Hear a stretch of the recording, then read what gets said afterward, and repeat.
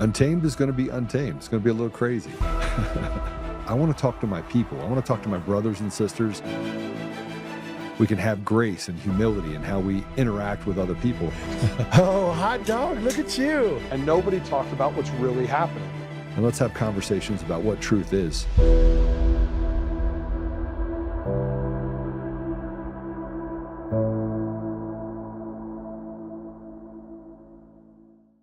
Hey, so welcome back. It's good to see you all. It is Tuesday, and we've got a kind of a packed schedule of things we're going to talk about today. It's all going to revolve around Tina Peters and that guy, Jared Polis.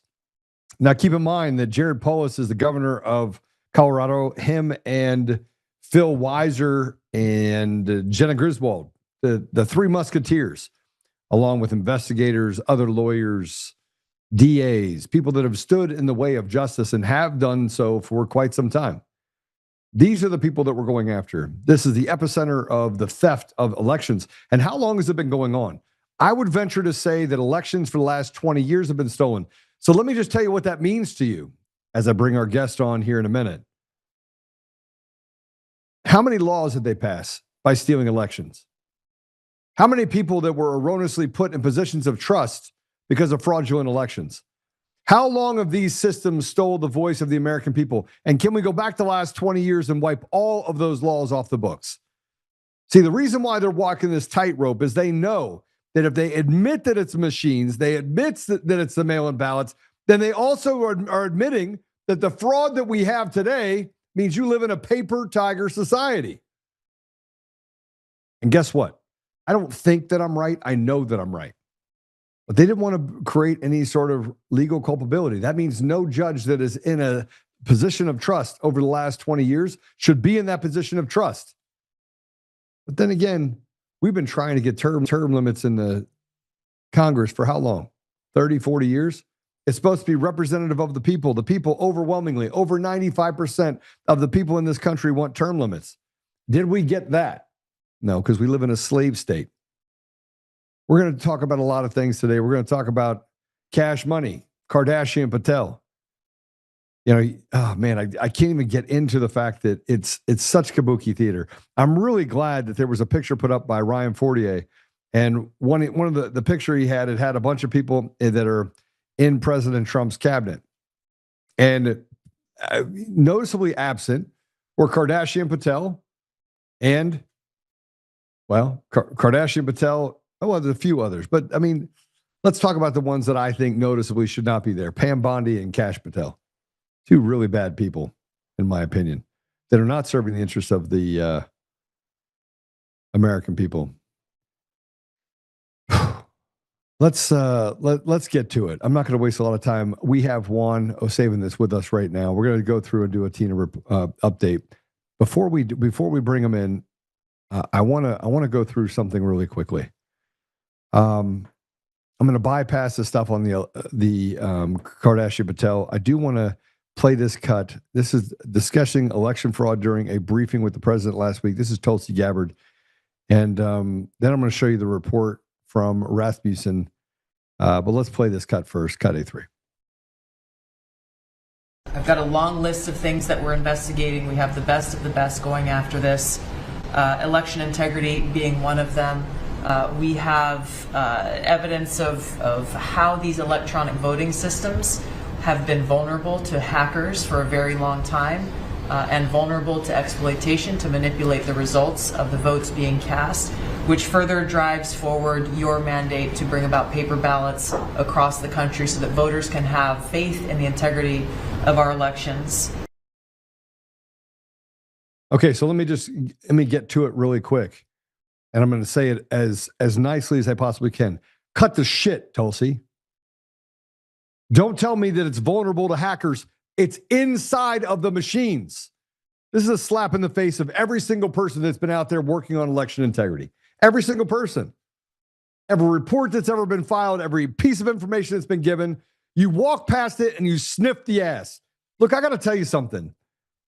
I actually think Tulsi Gabbard's a good person. I think she'll do good work. I'm glad that we got a Democrat inside of the administration that actually cares about the American people.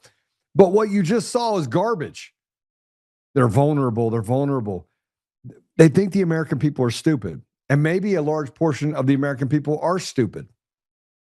Because if you actually believe what she's saying, it means there are foreign actors that are looking inside the machines, not people that conspired individually to steal the voice of the American people. This is absurd that we could sit here and say that it's someone in some other country that's pushing buttons and doing all sorts of things that are nefarious in order to steal elections. It would even be more absurd that you'd try to say that it's only the presidential election, that they're not stealing elections at every level so that they can slowly take over the melding, the ethos of our nation, community by community, state by state, and that's what they've done. Here's a post that was put up by Rasmussen poll. Good morning, public sources. You have to wait until at least January. No explanation. Obviously, a political calculation and the wrong one. Tulsi Gabbard reports the machines are done and findings could be begin to prepare the voters for shocks to come. Gross political negligence. Well, let's get into this actual post, if you would. And you'll see that there's more. There's more to be said. Fall of the machines. Status update. From all the public sources, Dominion was sold in September under still secret terms. Why in the living? Why would the thing why would the elections? Why would your voice be done under some sort of secret deal? Tell me why it would be hidden from the American people. Tell me what that makes you when our elections are done under some sort of secret guise that, hey, you know what, Joe, sit down, shut up, go sit over there in the corner. You don't deserve to know what the elections are. I know we take 56 cents on every dollar, but I need you to go over there, sit down, and shut up. Slave. That is, in essence, what is being said. You know, we want to sniff around the edges. We don't want to talk about truth. We certainly don't want to give the American people back the tools that they need, the power that they need in order to govern themselves. No. We've already made the decision that the World Economic Forum is going to do what it does. And even though we're trying to tell you and we're trying to placate the American people and negotiate with you on what the outcome is, here's the outcome we want. We want our country back. We want you to sit down and shut the fuck up because, frankly, we don't have any trust in any of you. And when you tell me that I have to wait till January, I've got a serious problem. When you jail Tina Peters behind what can only be described as a criminal cartel, I have a problem. When you send in Guido, another warden from another prison, to come in and say, you should have come to us rather than whistleblow, I have a problem. So joining us today is Juan Savin. I think he has a problem with everything that I have a problem with. It's probably pretty clear that we have a problem. And you know why we have a problem? Because you're a bunch of frauds. Now, there are people doing great things, but you tell me to sit down, shut up, and you have to wait till January? You told us in September we'd have it. You told us in October you'd have it. You told us in November we'd have it. And here we are still waiting. Tina Peters has been in jail for 16 months. Please tell me where the justice is in that. Or is it just us? The criminal cartel frauds against the American people. Juan, welcome to the show. Hey, bro. You know, we're both equally pissed off. It doesn't make a lot of sense, Juan. I mean, look at what we're dealing with right now. You have to sit down and wait till January, and then they change the narrative. Yep. Tell me they haven't changed the narrative, Juan. Well, okay, let me pull back in the reins just a little bit. I'm pissed off as all get out, and you know that I've been fighting especially hard since Tina's birthday. We had an understanding that she would be out by her birthday, hopefully before, but even when her birthday came and went, September 11th, and even in the days afterwards, you know, we're going to work it out. It's going to get worked out all the way up to the habeas corpus. You know, we're going to get justice for Tina. Even the president reached an end with this delaying over at the Justice Department. I don't know if you knew this, Joe, or if your listeners knew this. When President Trump issued the pardon, he did it unilaterally without any involvement, assistance, contact, review by anyone at the Justice Department. Nobody there had anything to do with that executive order or that pardon that Trump did. That was all generated inside the White House. He told the attorneys inside the White House, write the pardon up. This is what I want to say. Get it done. Have it ready for me in a few hours. He was just done. And then, of course, over the weekend, he sent a note over to Pam Bondi. What's the problem? What's the status in all these different cases? And no, they're not going anywhere. When are you going to get on it? And of course, you have to think about Pam Bondi. Why was she even chosen for the job? You had to have somebody that you could get past Senate confirmation hearings. Trump couldn't just pick, say a Sidney Powell. They never got her past the confirmation hearings. So you could have sat there and just had, delay for months and months. You got somebody in there, got things rolling to a certain extent. Is Pam Bondi long for that office? She's shown her allegiance into really the Bush camp. That was who, Jeb and family and all that. They're cheering her on to delay things because they hate Trump. And she's a useful tool in that. So I don't think she has a long life. And I said from the beginning, hers was an interim role just to get past a checkpoint or two. We're about to enter into a whole different space right now that is completely different than most anybody's imagined up to this point in time. I don't know if you know, Joe, that it was announced just a couple hours ago that the president's doing an address to the nation tomorrow night at 9:00. I did see that. Yeah. And of course, what's the context? He has not done an address to the nation during this term. It's one thing to have people into the Oval Office, you're signing a bill, you're noting their contribution to the country, do something at a rally, something out in the Rose Garden or whatever you want to call it now. But this is different. An address to the nation is a different weight. No other distractions. Yes, something he wants to tell the country. There's probably three main subjects that he would address. Venezuela and the reason why we have to go in there and decisively take out Maduro. There's, which of course also goes to the vote problem, scams, the theft, the steal, frauds, not just in the United States. And this is the other thing. I want to temper everything that we're doing in the way you just discussed it just now, and the way that we predominantly discuss these issues, especially because you and I are on Tina, we're going to get her out now, not in months. But it doesn't fully address the global nature of the fight we're in.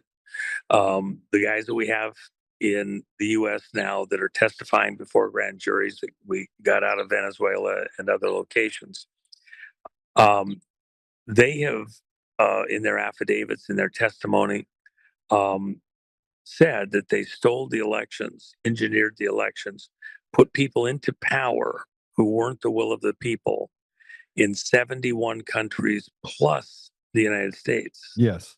So you think of the magnitude of that. Over half the world that's supposedly the free world where we hold elections for people in power, their leadership is there through fraud. How do you think the world's going off course like it is? Because the whole world, all the leadership, and it's not just at the top of the ballot, it's down the ballot. So the whole world is suffering under false leadership. How do we solve that? Well, we have to lead the way in America with changing the way we do our elections. Trump, I'll tell you about behind the scenes in the White House. There was a couple of different groups that were pushing for, changing things, and Tulsi wasn't one of them, by the way, but allowing machines to still be used in the election. And Trump had virtually no support, even within his inner staff, to go to a hand count paper ballot. No machines involved at all, anywhere in the system. Not a one. Okay. And I have some personal knowledge on this that I'll spare it for now. But the long and short of it is that Trump is going to declare to the nation somewhere in here shortly that when we redo the elections from this point forward for 2026 anyway, and most likely 2028, no machines, hand count, paper ballot, counted where cast, 1 day vote, no mail in, except in the most extreme cases, well documented, and military. No drop boxes. Okay. Under those terms and in those circumstances, you can get the first honest vote that you've had in America in, almost forever. And it's going to go far right. Okay. Trump won in so many places where they said that Biden won. The data that we have, the people, their testimony, it's all about 2020. Trump won 2020. So, what crimes against the whole world, not just the US, against the whole world, were done in this falsehood of Biden being the president of the United States? What agreements, what money spending, it just doesn't end. So, once we get honest elections here in America, we lead the way. Now we have to go out and be our brother's helper, not our brother's keeper. We're not going in there to be tyrants. We're going to help the rest of the world run honest elections also. So it's about more than just the U.S. Well, Juan, when we talk about more than just the U.S. and the elections in the United States, we also have to be honest about a few things related to that, and that the entire world has been consumed by this, what you could only be described as evil, rot. Right. So we look at what happened in Europe and the fact that they created a European Union, and then inside of that, they imported millions and millions of refugees who took over their streets and pushed the people that have been there for generations out out of their homes. So and this is purposefully done in order to create this conflict. And it's obvious that the conflict will be created.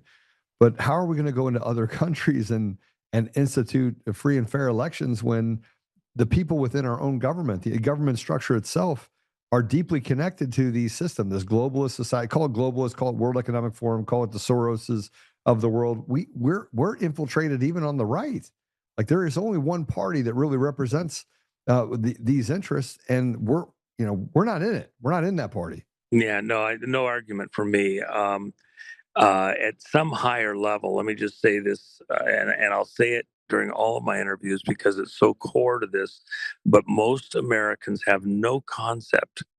The largest agency of government, which you've never heard of, that handles continuity in government between elected administrations, that exact wording, go to the website for Senior Executive Service. They have hijacked operations in America. That goes back to the Carter administration and also the creation of the Inspector General's office. When the CIA got eviscerated during the Church Committee hearings, the lead up to it and post 75, 76, that's when you heard about, the drugs, LSD, being given to innocent Americans and soldiers and like that, all sorts of, crazy stuff. MK Ultra, mind control things, Mockingbird media. All the big media were on the payroll to CIA, still the same today. So in response to that, that's when George Bush came back from China as the business advisor to China under Nixon. Because we didn't have an ambassador to China at the time. And then he becomes, he's a businessman, a very good businessman with Zapata oil. So he becomes director of CIA because we need a businessman to run the agency and not just another governor functionary, okay? A bunch of bullshit.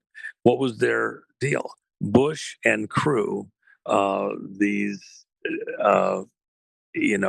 skull and bones crowd, Council on Foreign Relations crowd, Rockefeller groups, they needed something to counter the pushback that was coming from the Church Committee hearings, and it was Senior Executive Service and Inspector General's office, created by executive order from Carter out of whole cloth. And they're the ones that are in charge of controlling government officials, giving them retirements and jobs beyond their normal roles, including congressmen and senators are on the payroll at senior executive service. FBI, CIA, National Reconnaissance Office, every office of government, because they're supposedly providing continuity in government. And they're the ones that are actually pulling the strings behind the scenes, even to senior people in Colorado, all through the system. And it's the same across the states, but especially in Colorado. And if you look at what Trump's fight is, by the way, the other side of the coin is it's NORAD. This is continuity in government. If we were, say, under nuclear attack, this is why the nuclear side is so important. Biden never got the nuclear codes. Okay. Okay. He was never in charge of the nuclear deterrent response. The football. He didn't have the football. He never, it was there, but he didn't have nothing he said mattered. Okay. Trump, when he addressed the generals, and this is, I'm going to tie this back to Tina, but just bear with me for half a second. Trump, when he had all the generals out in Virginia a month or so back, when they got there, when Trump came out and addressed them, he said, I am 45, 46, and 47. Right. Now, this is important because context. Within the context of the audience that he was speaking to, the generals, he was just telling them that in the most crucial, fundamental way, the nuclear deterrent, the biggest gun in the room, he never relinquished, never gave it. He never conceded the election. He didn't pass the baton. And the other thing that you have to bear in mind is he came out to Colorado back in 2020. On March 13th of 2020, he declared a national emergency related to COVID. Okay, the COVID crisis. So he declared a national emergency within that constraint. Then he flew 2 days later out to Colorado, went to Cheyenne Mountain, and did a tour inside of Cheyenne Mountain. Cheyenne Mountain is the core of a much bigger operation with North American Command, NORAD, and which is our nuclear deterrent. When he walked through, after he completed the tour, because he'd had it all upgraded, freshened up, everything as new as could be. And you have to remember the rest of the context was prior to Trump coming in, the Obama administration wanted to close down NORAD, wanted to shut the whole thing down, shut up Cheyenne Mountain, and move control and authorities to other places. They wanted to break it up. Trump came in and reinvented, rebuilt, reconstituted Cheyenne Mountain and 100 other facilities that are related. He also put Space Force, created Space Force by executive order, and then moved all communications, all of the services and federal agencies under Space Force's control, and then put Space Force in control of communications and operations security for NORAD, for Cheyenne Mountain. Why am I saying all that? Because Colorado literally is where SES is trying to express all this control and operations in direct defiance, opposition to NORAD. It's the center of the fight. You understand, this is all about continuity in government. Now, the fight has evolved to this exact moment in time in this way.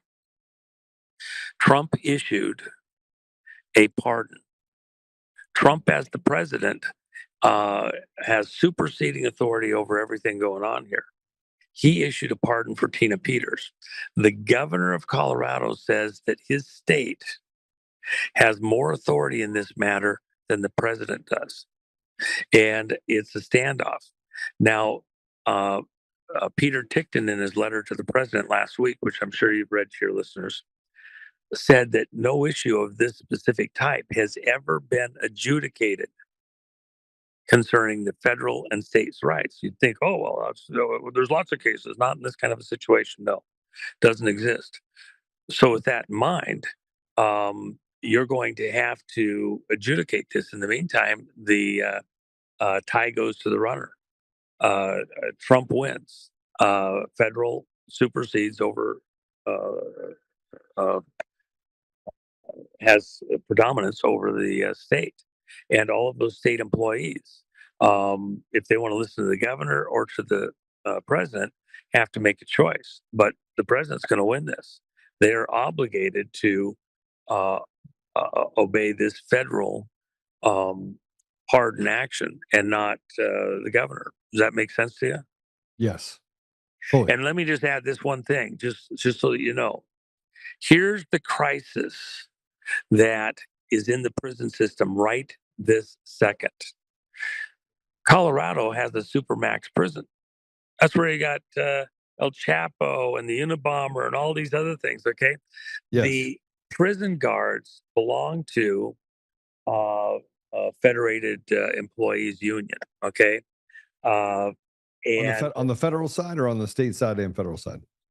both state prison guards and federal prison guards belong to the same union. Now, think about this. If you're a prison guard and you're guarding in a federal facility, are you going to say that Polis has authority over what you're going to say and do? No.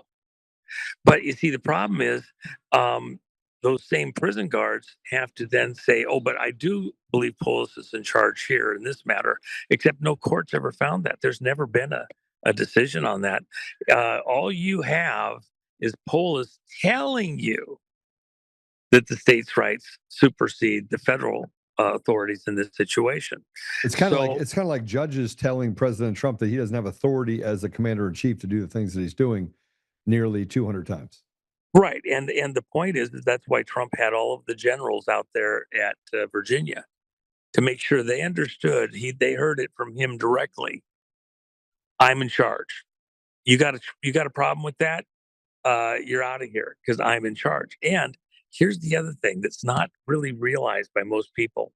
So when Trump sealed up Cheyenne Mountain, see, he came out to Colorado, did the tour of Cheyenne Mountain. When he came out of the mountain, he walked up to the media press that was there, and he said, out of an abundance of caution, because we may already have been attacked, we may be at war and not realize it yet. So out of an abundance of caution, I'm ordering the mountain sealed up. Now think about it. The context is when COVID was first being presented in the immediate days, half the population of the planet's going to die and people aren't going to be able to function and they're not going to be able to go to work and we can't, 6 foot distance, all arbitrary bullshit. And so he orders the mountain sealed up so that the personnel there who don't have COVID, somebody doesn't spread it amongst them, to seal it off from contagion, right? So when was Cheyenne opened up? Now I know that Biden ordered it. Yeah. And I know they've let the outer door be flopping in the wind open a little bit for people to see. And it's related to 100 facilities. You're in a continuity of government battle between senior executive service and NORAD. And Trump didn't pass the baton, and Biden didn't receive the nuclear codes. Now, just pause for a second, because we may have people here that haven't heard me say this before, so I want to say it one more time clearly. I said from day one, in the first hours after Mar-a-Lago was raided, I said they're looking for the biscuit. The Biden people have been looking for the biscuit all along. And the biscuit is the card, it's bigger than a credit card, that the president must carry on his person or have within arm's reach at all times. And it has the response codes for any type of emergency that would involve nuclear. And by the way, the clearances involved to have anything to do with nuclear, you have lots of nuclear materials, but they aren't of a weapons grade. So if you're involved with handling, movement, authorizations, etc., for bomb grade, nuclear materials, you must have a Q clearance. And it's not a military clearance. Most people don't know that. A Q clearance is a Department of Energy clearance. Okay. And so you have to have a Q clearance to, load bombs on a fighter, bomber, whatever you might have, move them around in the warehouse, inventory, things like that. You have to have a Q clearance. Um, that clearance, is very unique and special. Trump never conveyed the nuclear codes to Biden. Remember, he was still president when he left the White House at 7 a.m, got on Marine One, went over to Andrews, got on Air Force One, flew down to Palm Beach, walked all the way into Mar-a-Lago into his home, and he was still president of the United States because he didn't go to the inauguration. He didn't pass the baton. He didn't concede the election. That card isn't in duplicate. One person has it. And by the way, the president, the commander in chief, can never hand that card to, say, Melania. Here, hold this for a second. Okay. He can't give it to, oh, no, he can give it to like the guys that are carrying the football, the briefcase. No, he can't. What, then they'd have communications, then they'd have the codes? Are you kidding? No.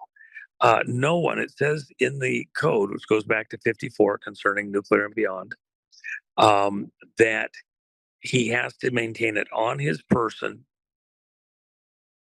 or within arm's reach at all times. Then the football has to be within 2 doors of him. When they wanted to get him arrested, what they wanted to do, they wanted to strip search him to find the card. Because if he doesn't have it on him or within arm's reach, then he's in violation of the 54 code. And if he's holding control of the nuclear football, then he's in violation of if they put it in the sock drawer in Bannon's room. Okay. And in fact, that what I'm saying is absolutely 1 trillion% correct because of what Trump said, even though there was speculation all through from the date that they invaded Mar-a-Lago. And I said, they're looking for the football. And they said, no, they're looking for the blue book related to, Crossfire Hurricane. They're looking for the records Trump has from the Epstein stuff. They're looking for, 50 other things, supposedly that Trump has. Nuclear information about one of our allies or enemies. So here's the problem, Juan. Juan, I got to go back. I got to go backwards on you for a minute. Here's the problem. Here's the problem that I have. Right now, we're 11 months into the campaign for President Trump being president. Correct? Oh no, I'm going to bring this all current in a second. Hold on. Go ahead. We've only undone the 4 years that Biden was in office. There was approximately 430 bills that were passed. Correct? That basically stripped people of rights, took away, implemented the Green New Deal, done all sorts of harm. We have only undone less than 30 of those. Mm-hmm. So well, Trump did say that any auto pen signed things are now null and void. Yeah, but that's not, he has to put an executive order out there on each one of those by law, because otherwise it's not by statute. In other words, he can't just say it. And the only time that a president can say something and it is a declassification of classified material, he can just utter the words and it becomes declassified. Okay. And here, let me help you out here on this. I think here's part of the thing. You don't want to unravel things completely. It's one thing if you have a seam that comes out on a jacket, and you can have it sewn up and you never even knew it happened, or a sweater or something. If it starts to unravel, it's very complex to put it back together. What Trump has to be very careful to do, the cure can't be worse than the disease. If he does things that are just unilateral and it just completely unravels stuff, you could cause damage that you can't quickly repair. So there's a methodology to going in and unwinding all of this carefully so that you don't have further chaos. Our enemies would love for Trump to come in and just rip everything apart, and all of a sudden the ship of state, here's the way I say it, because I my boat before I sold it, pretty good size, 100-footer, 200 tons. We have what's called a hull speed, a minimum hull speed at which you still have steerage. And by the way, if you're in a current and you're moving with the current, like say in a river, you have to go faster than the current that you're in. And you have currents in the ocean like that. And like on mine, I had a hull speed, a minimum of about 3 knots. If you weren't going 3 knots, you weren't steering anything. You were just wandering aimlessly. You have to be cutting through the water in order to be able to steer it and pick a direction, etc. Trump cannot allow the country to fall below steerage speed and unwind things in ways that can't be fixed while you still have steerage. So, but this is part of the reason for the national address tomorrow. There's a number of things he's addressing in this, and injustices are included, such as Tina's situation. So, with this national address tomorrow, you're also in the season. I said, quite a few times here just recently, I believe Trump is intending and always did. Why didn't he do something sooner on Tina's? Because I'm just so, her health won't wait. And that's what I've said over and over. I know that there's a plan to do things within certain windows, but her health won't wait for us. And so they've taken action to help secure a situation. He issued the pardon. They don't want to honor it. He's not going to stand by with his hands in his pockets. He's going to take decisive action. And what does that decisive action look like? He's addressing the nation tomorrow. I believe it's one of multiple addresses he intends to do over the next month, explaining where we're at, where we're going. This one tomorrow is the first shot across the bow. And then the next ones are direct hits on the battleships, okay, which are a national emergency concerning elections. He will sign that just like he signed the national emergency concerning COVID. Then a couple of days later, we'll sign the executive order, which he's already said he's going to sign. He's just waiting for the attorneys on it. My team put together what I believe is the framework we've been told privately for what he's going to do, and it's about 80 or 90% of what is in that executive order, which we've put out to the public for everybody to review. It's the proposed version of the executive order for Trump to sign, and you'll be able to go and look and see, here's what we propose, here's the language we use and the reasons, and here's what Trump actually signs, and see if it's close or not. Okay, that it won't be any mystery. We put our version out 6 months ago. When Trump signs that executive order concerning how the elections are going to be conducted, it's going to be the most important thing he ever does in all of his life, not just his public life. Nothing that he will ever do or has ever done will be more important than the executive order changing the way that we do the elections. It'll be one-day vote, hand count, paper ballot, counted where cast. With clean voter rolls, you're going to have to re-register to vote. No existing voter rolls used. Everybody has to show up with government-issued ID, verify the address where they live so that they know what district they're going to be voting from, and then precincts of 1,500 or less nationwide. California, Hawaii with their mail-in votes, Alaska, ain't going to matter. You're not going to get a mail-in vote. No, none, zero. Not one machine anywhere. This has been a conflict even within Trump's team in the White House, trying to lobby for some machines for certain purposes. Not one machine inviolate, not starting. It's a he told people, you're opportunists for trying to push the machines on us. We're not doing machines. They've been proven that we can't trust them. Tulsi's also very aware of that. In what she said, you have to remember the context of the time. That's 6 months ago. And they were moving towards this, but haven't wanted to convey everything about their intended moves with where they're going. Trump's going to, elections are core to everything for this term of this administration. And this executive order, when he issues it, in the framework, in the context of a national emergency concerning elections. Even Venezuela is in the context of the national election emergency because the people that we have in custody who were stealing the elections electronically in coordination with the false paper ballots printed in China All right. worked from Venezuela. So help me with this. Help me with this. Why did Tulsi Gabbard lie? Why have we heard that lie, by the way, parroted over and over and over again? We already know that if you tell a lie 5 times, 10 times, people will believe it. We have the left walking around believing misinformation, disinformation. They parrot over and over and over again.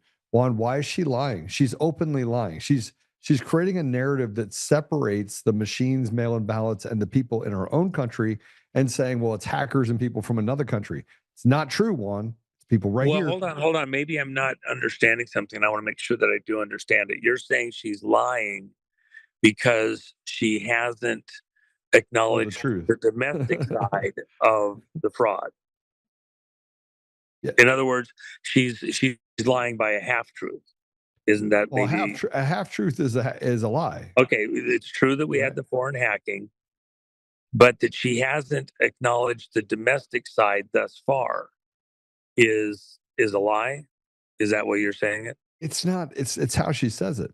I mean, if you and to me, what you say is really, really important. It's really important. How you say it is what you do in order to create the concrete that becomes a thing you walk on. And if you look at what Tulsi Gabbard is saying, she is staying as far away from. She should come right out. They should come out and say, I mean, President Trump is really the only one that is out there inside of his cabinet that are telling the absolute truth. Okay, let me help you on a couple of things. Everybody around Trump knows that you don't upstage Trump, and they are very sensitive to that. He wants to own certain themes, and he doesn't want them to have to take the heat on certain things. So let's just reverse this for a second.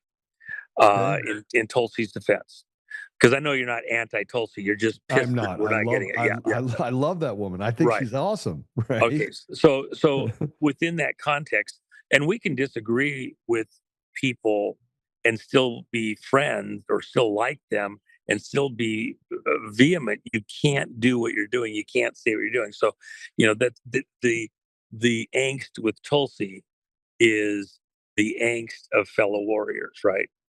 Trying to work towards it. So let me just add this though. Tulsi cannot get ahead of where we're at within the narrative. She would get eviscerated.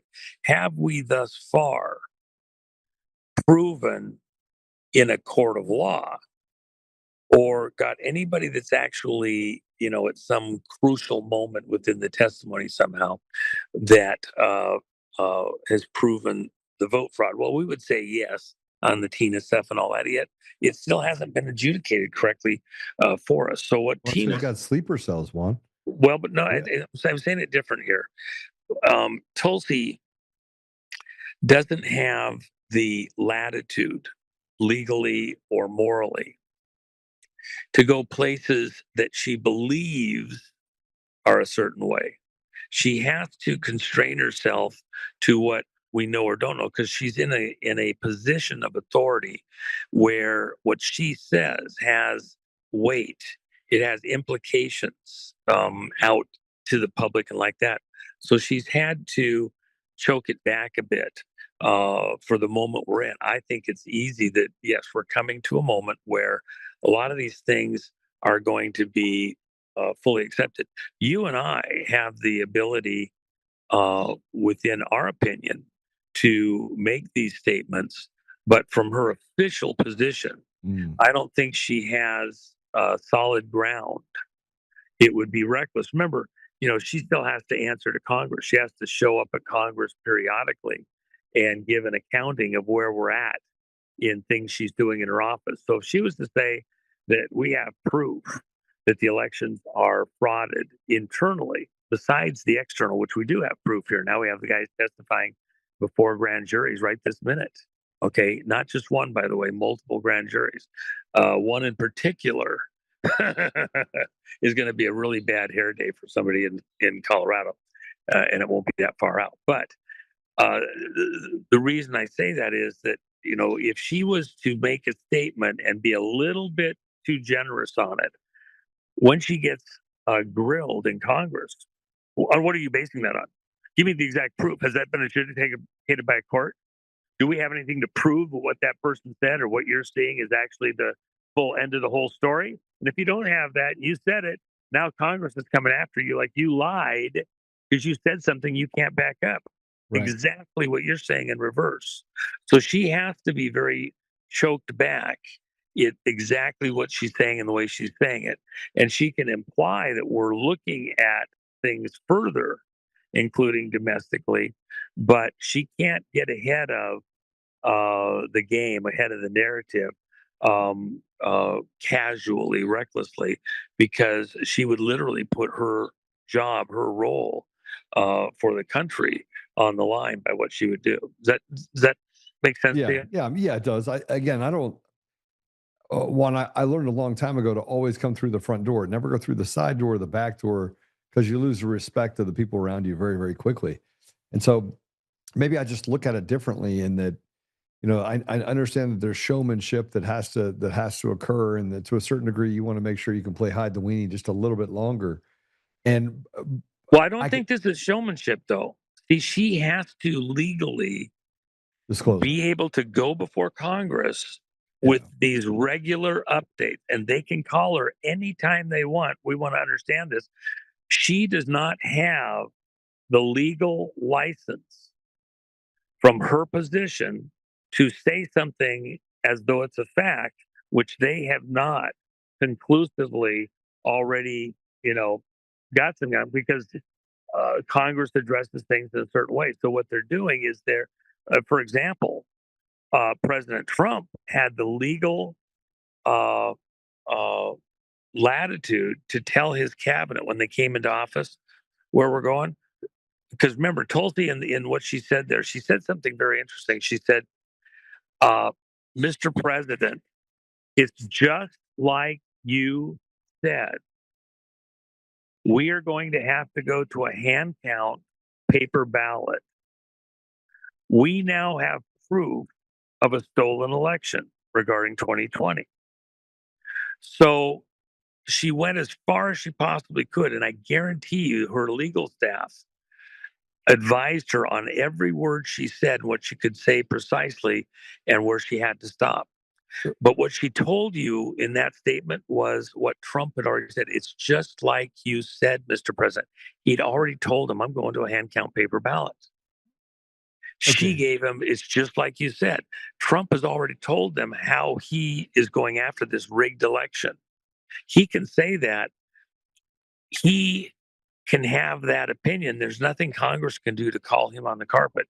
Tulsi, on the other hand, is an appointee that Congress had to approve to be there. If she says one thing that she can't back up at that exact time, she's in a world of hurt, and her position is under fire. So she's not going further, even though she may have some stuff. She's not going further than what the evidence allows at this point in time. She'll go the rest of the way when the time comes. Does that make sense? Okay, yeah, it makes perfect sense. Again, I don't think it's it's painful, but it's perfect. Well, I mean, one the other side of this is that I've now studied the elections going back to 2016, 2018, 2020. I've studied several municipal elections, both in Colorado and outside of Colorado. And there's a pattern that they steal elections that they want to steal. It doesn't matter what the election is. And they've been stealing them after 2020, 2022, 2024, 2025 municipal elections that they had this year. The Republicans have only won 2 races. We lost the race in Florida. Well, they decided that, only 36,000 people voted out of 498,000, right? I mean, come on. It's worse than that. Okay. Let me interrupt you for a second. Okay. Let me help you out. Okay. So the crew around Polis, this crew that's captured control, Colorado, like Utah next door, this pirate crew came in and hijacked the helm of the ship of state of Colorado. Okay. And so these are pirates. They've come in and they've captured control of the state. They've got their false votes and they're building out their ranks with their pirate crew boarding the ship and taking control of different things. Let me ask you this, and it's a leading question, but I'll answer it in a moment. You don't have to answer it even, but is there a reason, an overriding bigger reason why this exact crew wanted this exact ship? And what have they done since they got there? And I'll answer it for you. Okay. It's all about the money. What money? What money? Well, what do states do? They do, these people in government, well, they want to build stuff. They got the latest project. They want to take over this program. They want to get federal matching money. They want to get federal money for this project and that project and all sorts of things. They want to issue bond issues. Look at what just happened down the street in Illinois the other day. A judge decided that the property tax system in Illinois was illegal. All the property taxes that the people are paying are being paid under an illegal premise. Okay. And where do the property taxes come from? What creates property taxes? Primarily bond issues. Right. Obligation bonds. They want to build a new school. They want to build a new stadium. They want to improve the roads, water district, all sorts of things. They got a bond issue every community, and where's it at? It's on the ballot. Well, they stole those elections. They did the same thing. Election fraud isn't just for offices; it's also for ballot measures. Well, that's how they raise the taxes. This is what I'm trying to tell you. Is it? Well, hold on a second. Let me finish this. Okay, let me finish this. I apologize, Joe. I'm fighting for control. But let me just throw this out to your listeners. When Polis came into office, and hint, we're coming. Can you hear the hoofbeats? We're coming. We're on the other side of the hill. We're about to crest the hill. Okay. That roar is an F-15 that you can hear in the distance. Okay. When Polis came into office, what bonds came in with him back in 2007, 8, other positions he held? Where were these things going? And then by the time he got all the way up to the governor, what crew was he working with to try and get some money? Big money, big money. Okay. Next door in Utah, it was because the Olympics were coming. The Olympics are coming. The Olympics are coming. We need to do all these bond issues. And then a bunch of hometown crew are going to make a fortune with these bonds to build out stadiums and housing and all sorts of stuff, besides international agreements and inland ports and all sorts of things. Colorado's in the same boat, and we know. In fact, I've had people on it all weekend that have been looking at other states, and now we started our focus on Colorado. We know the players involved. And by the way, oh my gosh, I'll just say this one little word. The people that know will be quaking in their boots if they're smart. Flat rail. Yeah, I mean, look. We're aware. We're aware. Yeah. I don't know if you noticed that I did this, but I put up a post that basically I've done it every day. I've talked about Jenna Griswold, you're going to prison. Polish, you're going to prison. Weasel Weiser, you're going to prison. I mean, look, Juan, I've done an immense amount of research. I know that. You and I've followed your stuff, Joe. That's why I'm on the show with you, because of all. Let me just say this, because you're close to everything going on there. There's hosts that want to cover stuff from other places, but they just don't have the local knowledge.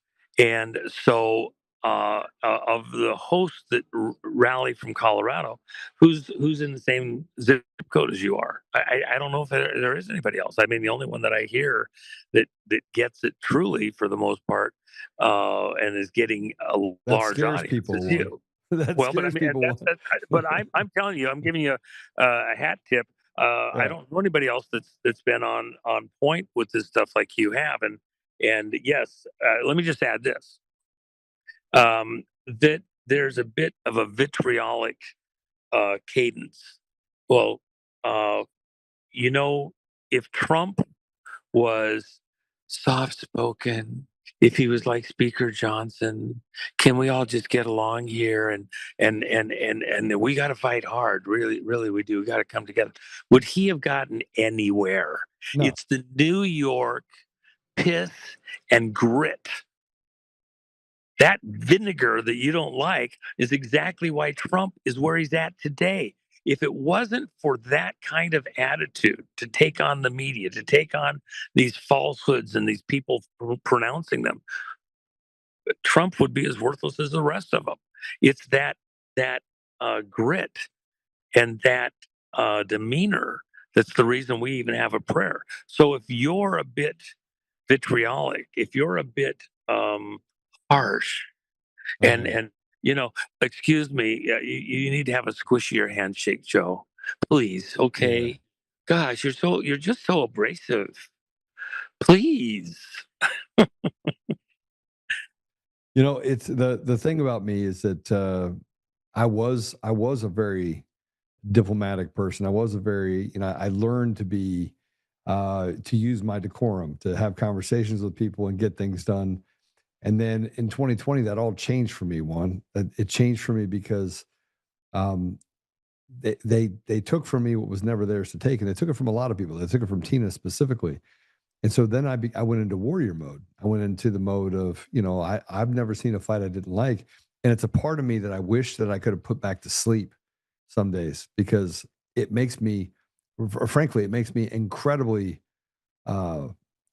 unpredictable. It's probably a good word, but I almost used another word that probably would have been really bad. It makes me unpredictable. My wife gave me a heart. So anyway, go ahead. I love that tie. Love that. Yeah, I love that. Yeah, so it makes me unpredictable, but what it also makes me is committed, right? And the more we get down the path with Tina, the more upset I become, because there's a justification. And by the way, this justification is not just on the left. The justification is on the left and on people that say that they support us, like the Mike Johnsons, like the Jim Jordans, like I'm going to go down the line, Lindsey Graham. And then sometimes I see President Trump re-endorse those people, and it scares the hell out of me. Because then I'm like, I know he knows. I know he knows. And getting Tina out, that she's being abused.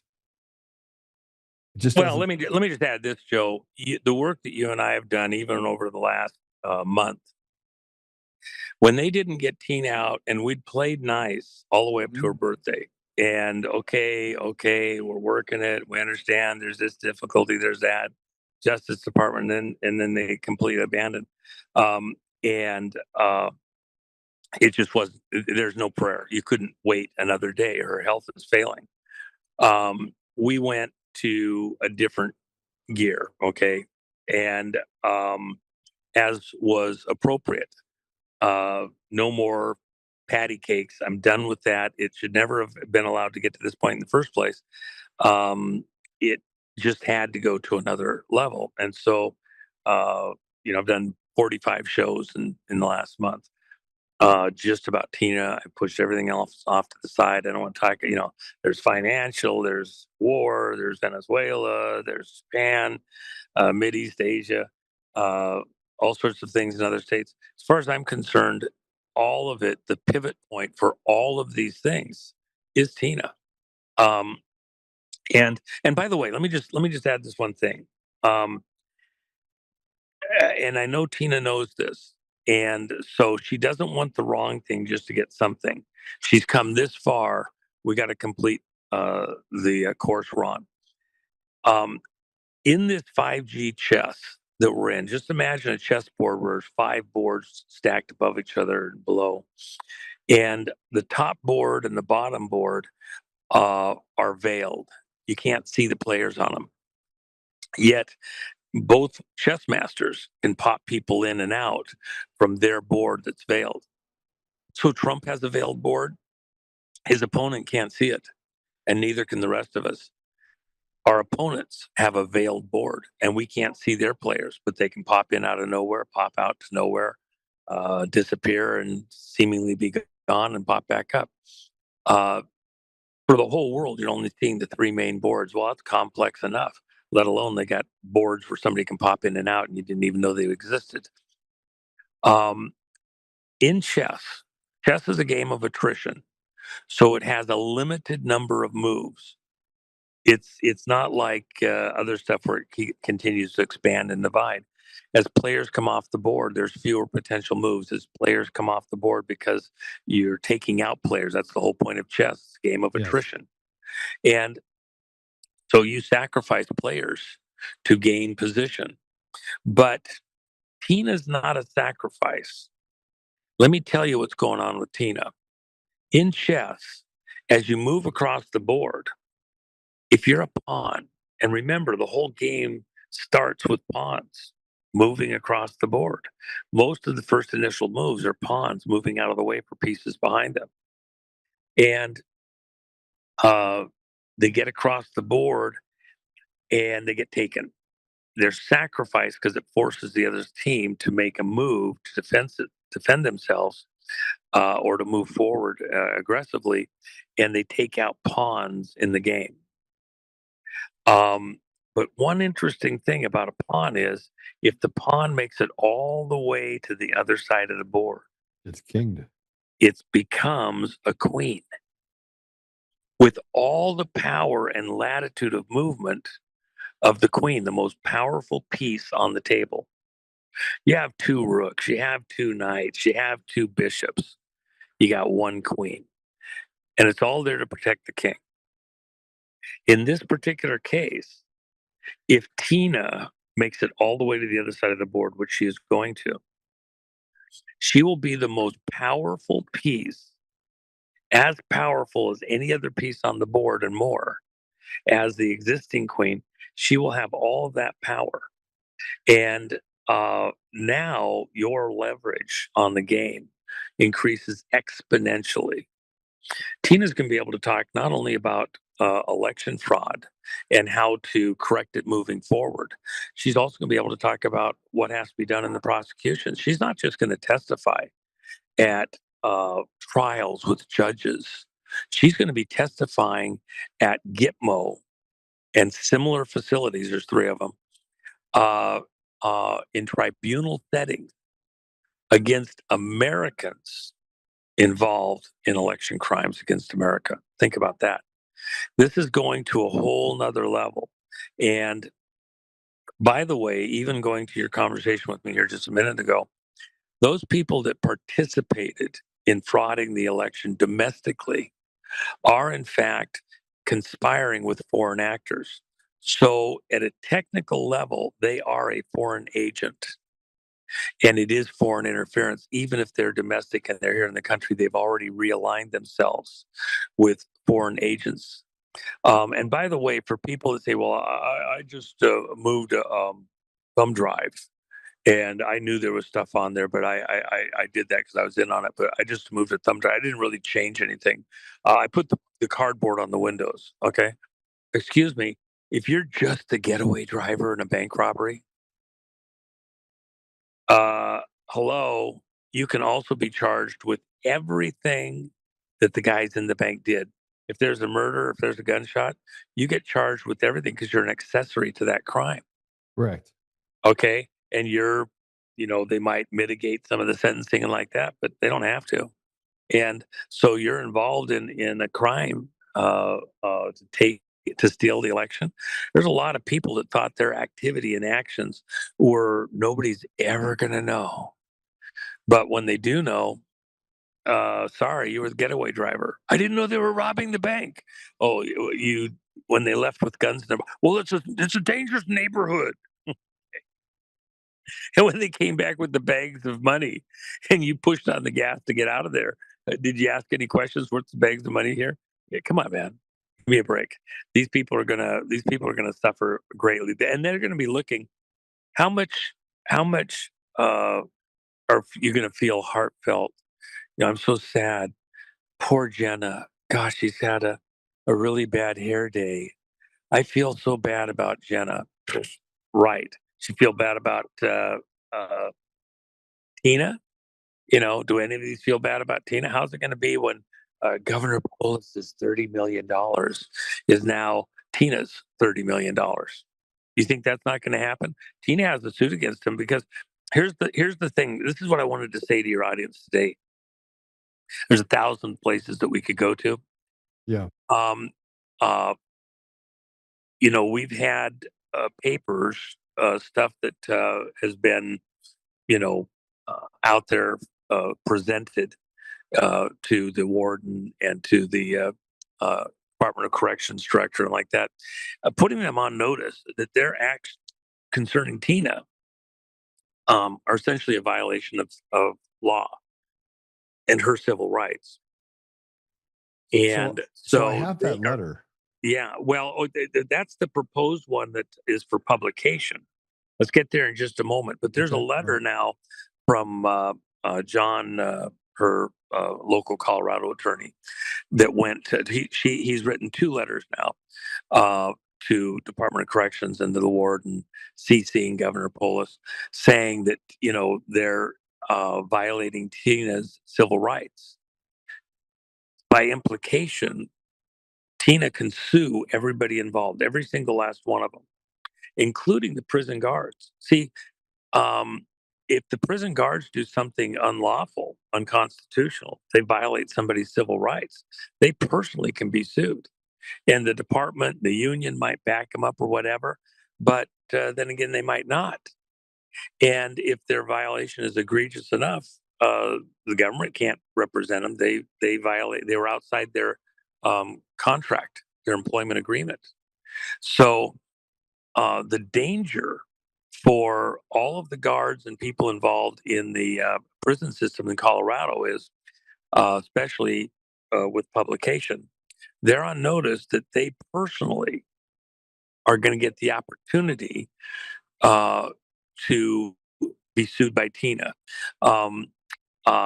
It's a notice by publication of a potential violation. Okay, it's called an NOPV, notice of potential violation. So they'll be on notice that they personally can be sued. Their personal property, their personal future pay can be levied when Tina wins. And the government can't protect them. And if the government does want to protect them or says they will, okay, better get a letter. Remember that scene from Clear and Present Danger, where Harrison Ford's confronting the guy in the White House about his actions, kind of an Ollie North type of a thing. And the guy says, I have a letter. The president signed this letter. So I was doing it under his direction, his authority. Do you have a letter for the things you did down in Colombia? And if you don't have a letter, then you might be going to jail. Okay. Do these Department of Corrections people have a letter? I would say they need it from their union and they need it from the governor. But I wouldn't, every person there, if I was a prison guard, if I was an administrator, anywhere, including the director of the prisons, I would get an independent, not a government attorney. I'd hire my own attorney for an hour. Here's my situation.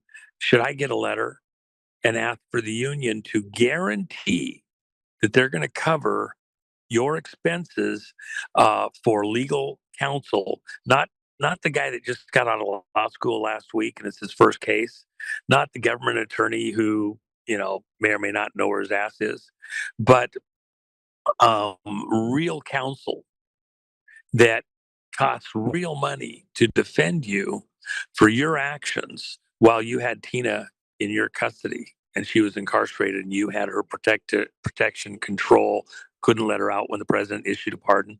Because see, that clock already started ticking. The second that the pardon was signed by Trump, anybody that obstructed the pardon being enforced is now actively holding Tina in violation of her civil rights and a federal pardon, the presidential pardon. Just because Polis says he has the authority to tell his prison guards to do this, and just because the warden says they have that authority, by the way, no court case has ever examined this issue. It's never happened.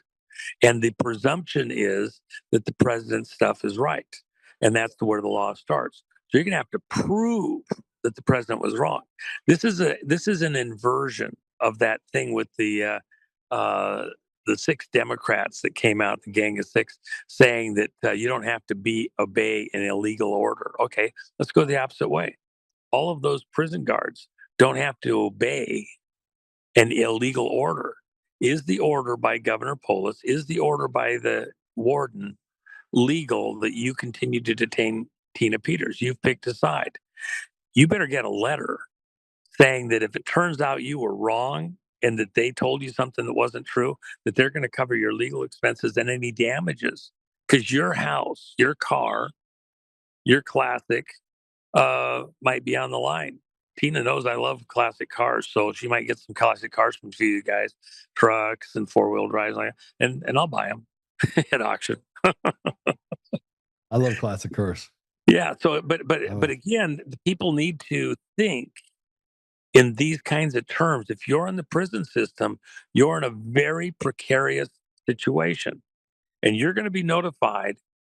Publicly notified. That's a skeletal copy that's going to be refined all day today and tomorrow. We're going to publish that. Can we put up the letter? So let's, if we can, put up the letter from John Case to the warden. Well, proposed. Put up John Case letter first. Yeah. Yeah. This is the proposed letter from. Well, this is the one that you put out there. So I took it directly off. Well, it's not from John. This is a proposed letter for the Ticton team and John Case. This is what my team put together, and I'm offering it to the audience, just like we put out the executive order, proposed version of the executive order. So now, there may be people in your audience. This is the one that you put out on your X account. Well, we haven't put it out yet. You're the first person to see it outside of my legal advisors. Okay. So we put this. Can't be the right one then, because this one I took right off of your deal. Oh no, that's John Case's one, I think, right there. Let's read John Case's first, and then we'll read the other one. Okay, and then we'll read the other one that you actually sent to us. Yes. Okay. Let me read this. Dear Warden Stansel, on December 5th, 2025, President Donald J. Trump issued a full and unconditional pardon to my client Tina M. Peters at approximately 5:55 p.m. on December 12th, 2025. I personally served a copy of the presidential pardon on armed DOC staff at the La Vista Correctional Facility and requested they release Ms. Peters. Instead of releasing Ms. Peters, as required by federal law, DOC personnel stated that they would not comply with President Trump's pardon. Their refusal is categorically unlawful. A presidential pardon is self-executing and immediately terminates all legal authority for continued custody. Your refusal to release Mrs. Peters is not a clerical delay. It is a willful deprivation of liberty under the color of law in direct violation of 18 U.S.C. 242. If more than one DOC employee acts in concert to block her release, it further constitutes a conspiracy to deprive rights under 18 U.S.C. 241. I expect Ms. Peters to be released immediately. If she is not, her attorneys will pursue all available civil and criminal remedies against every state officer and official who knowingly participated in obstructing the enforcement of a presidential pardon. Please provide written confirmation without delay, identifying the precise time Ms. Peters will be released in order to create a plan to safely receive her. And by the way, John's doing tremendous work. He got kind of sent on a mission the other day to the prison doors because things have to be formalized. There has to be a formal, direct request in order to further tighten the noose, if you will, that it's not just something from the governor's office or the attorney general's office.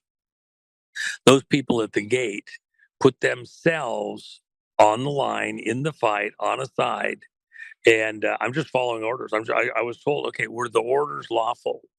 Okay, how did you check that? That's where, by the way, when you're talking to your attorneys, guys, for the prison employees, when you're talking to the attorneys, mention the Merrill versus crop insurance case. Merrill, MERRIEL, I think. But Merrill versus crop insurance, the judge, the Supreme Court decided that I take it back. It may have been the 10th Circuit right there in your area. But anyway, the court decided that no person engaging in any kind of business or contract with a federal government employee or agent, in other words, contractor, uh, should take what they say at face value. That it's up to the person taking action, the person who has something in peril. In other words, the prison guards and Yes. administrative people. It's up to them to determine if what the government employee, agent, officer, etc., if what they have said is the law that they can do or should do, or any promises they make, it's up to the person who is engaging with them in any form of business or contract to determine if they have the authority to do what they say they're going to do. So the way you determine that is, I want a letter. I want a letter from the warden at the prison Correct. indemnifying me that they're going to protect me because they're totally lawful and why it's lawful. Not just that they will do it, but on what legal basis are they citing as their authority to do anything which they purport to do? And then second of all, I would also ask that from the Department of Corrections lead, Stencil, who's named here, and then beyond that, I would also ask for the same thing from the governor. I wouldn't trust that any one of them has the authority to do what they've said to do. And if they don't, and you accept it, then you accept the consequences. That's the whole point of crop insurance, Merrill versus crop insurance, is that anybody entering into the contract, they're, the consequences, they're taking it on with full knowledge that they've made a decision that they're going to trust that the government employee, agent, officer, etc., has the authority to say that, to do what they purport, you should do. And if they don't, it's on you. Too bad. So you better get a letter. You better and I'd get it in writing. I wouldn't take it. See, right now, all those people have is somebody's word. They've all been just told, yeah, no, we're fine. Or they got a letter. Okay, so the letter just says he has the authority. Doesn't mean that they're going to indemnify you. Your name on the letter. I want a letter to me personally with my name on it that you're going to protect me, provide legal counsel, and pay any damages that may arise from being in anywhere touching Tina Peters. And then the other thing is that the next step for the legal team is not just John Case, but Peter Tickton as the lead counsel. They will at some point want the logs of everybody working in the prison and what they were doing and where they were at concerning Tina, including the teacher that made all the bullshit statements about her that led to a lot of the recent trauma. But we'll get logs, and then every one of them should understand that they're personally, potentially in violation and liable personally, not just the state. And then every taxpayer in Colorado needs to think about this. If the governor says he's going to indemnify all of the employees against any kind of a legal claim from Tina for anything they've done, that's going to be on the Colorado taxpayers. They're going to have to pay that. Tina's not just going to buy a G6. She's going to buy a whole airline with her winnings. Okay? Because she's going to win. The trial should never have taken place. That's why the judge 41 times blocked actions to show that she was doing what she was doing under federal authority, never let it be part of the trial, never let the jury hear it. Got a conviction through his obstruction of justice. What's the outcome for people like Matthew Barrett? What's the Judge Matthew Barrett? What's the outcome for people like Dan Rubenstein, who lied and obstructed and covered up the crimes? What's the outcome for the investigator that called Matt, personally called up Matt, who's the head of the County Clerks and Recorders Association, and they worked together, they conspired together to hide the improprieties? What's the penalty for them? Well, I think, I don't want to get ahead of what may happen in court, but, those people operated under color of authority, and everybody involved thought they were on the right side of stuff. And yet, then again, did they? No, they were colluding. See, here's part of it that's not even in the public side completely yet. Remember, you had Tor Mars, and she was recording a lot of these conversations taking place behind the scenes between various of the players, the judge, the Secretary of State, other things, their text communications and all that.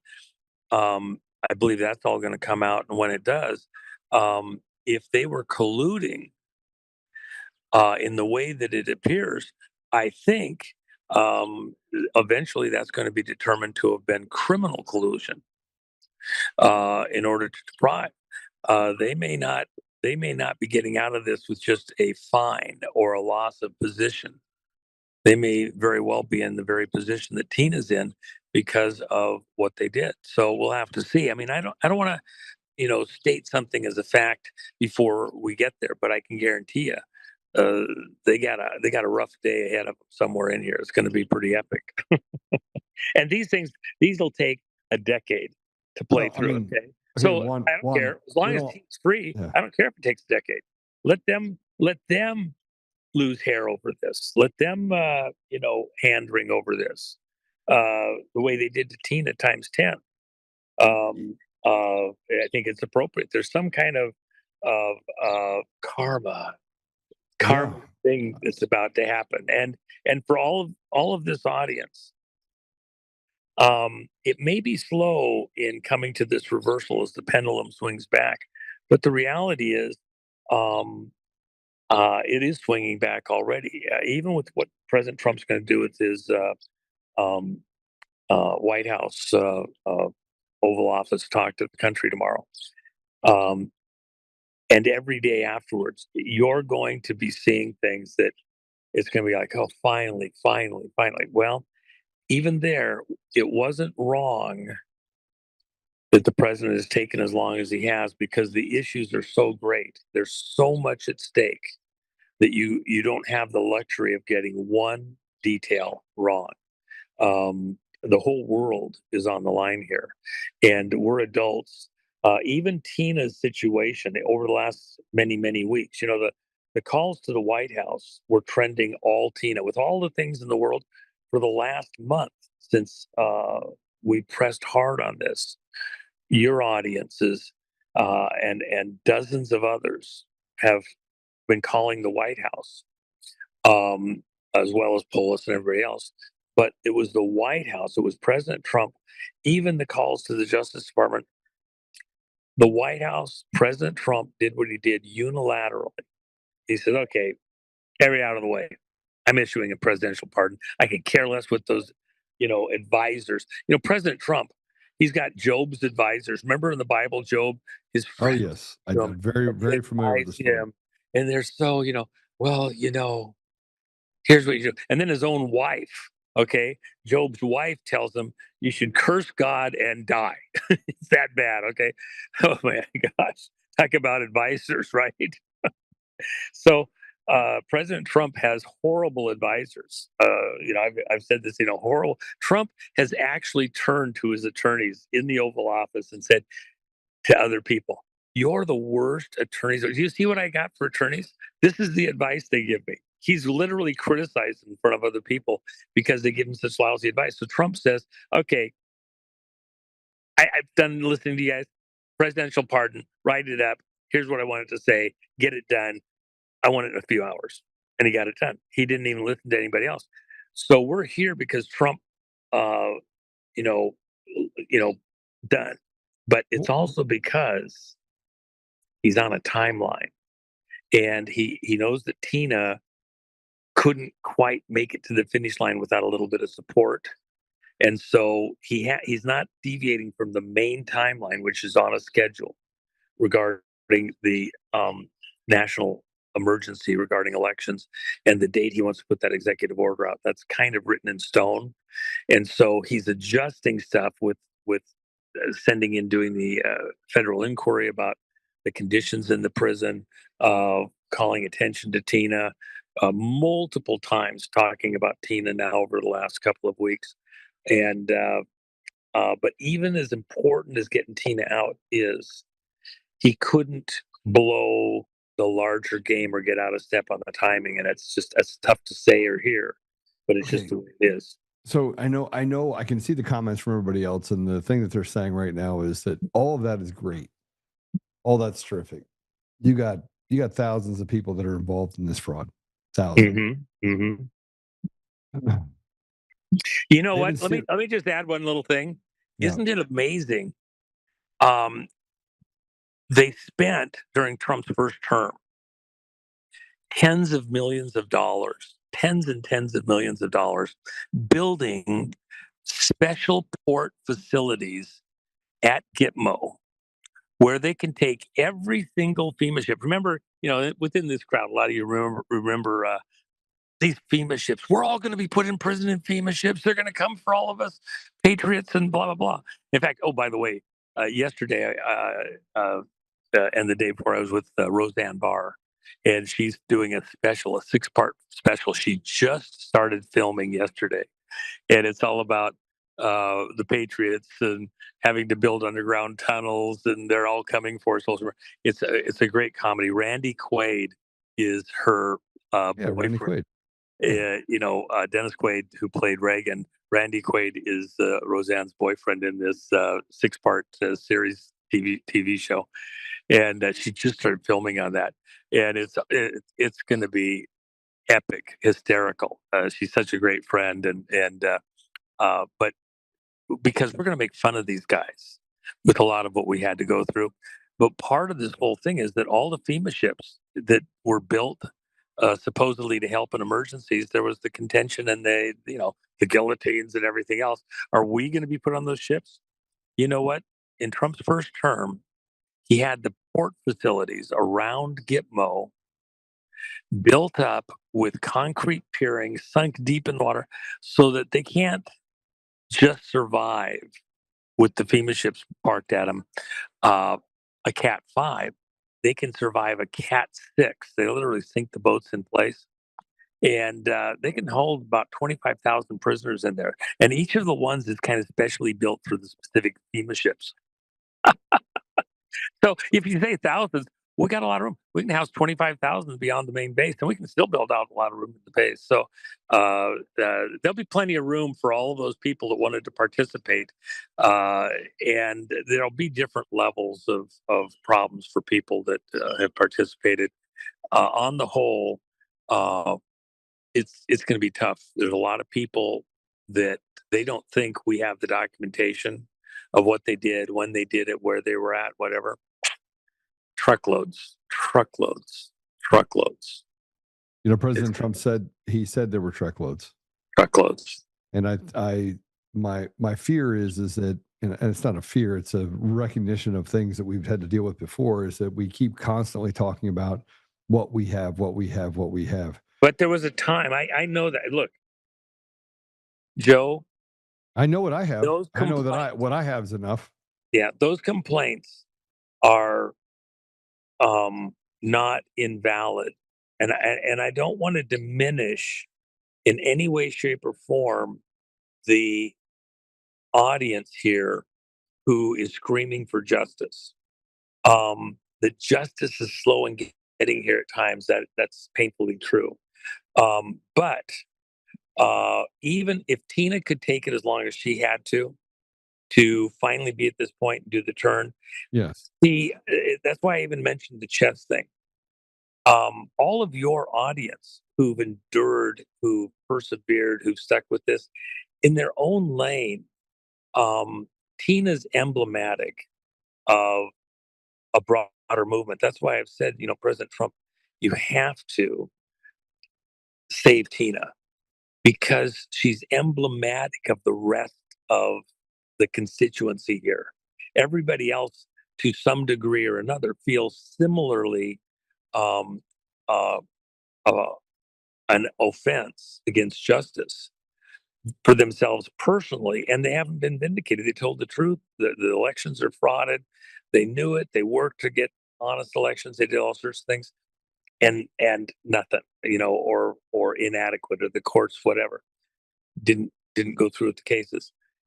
But don't let the last period of time taint you against what's about to happen. When President Trump issues the national emergency regarding elections, and then issues the executive order, and then begins, even within the national emergency, one of the key components in doing it as a national emergency is that because the courts are also compromised, appointees in the courts, judges, etc., were put there by people who themselves were not in office legitimately. Okay, so there is a different levels of this offense. As President Trump comes in under a national emergency regarding elections, now he can go out, including with arrests related to this national emergency, suspensions of authority. One of the things that was said just a few months ago, we had a situation where Justice Department was critically in this particular situation. And the word came back from the White House. Don't expect justice from the Justice Department, and don't expect the assistance to come from the Justice Department. And in fact, it didn't. It was another agency that I don't want to say here. And everything pivoted to a whole different way of pursuing justice in this matter. And the people involved, aces, I would not have anticipated it until it happened. It's like, oh my gosh. So it's the same thing here with getting to justice in the elections. Maybe we're not supposed to be looking for justice at the Justice Department and the judges. We are going to see it at Gitmo. And it's not just for Russia stuff. It's the 2020. And as Trump has said, I got a song. 2020, it's not over yet. Yeah, no, it is not over. But I need to tell you this too. About 45 minutes ago, I got a text message, and it says, "Joe, you were waiting for arrest. Guess what? Look at what's going to happen tomorrow." That was 45 minutes ago. That was 10 minutes before President Trump. Oh my gosh. Yeah. Somebody's going to have a really bad hair day. Oh. Yeah, so there's arrests. I think tomorrow is going to be on the heels of something about to happen at the same time that's happening. I do know that is happening. Context. Tomorrow is when he's going to do his national address. Yeah, but you think the national address will address the fact that people are getting arrested?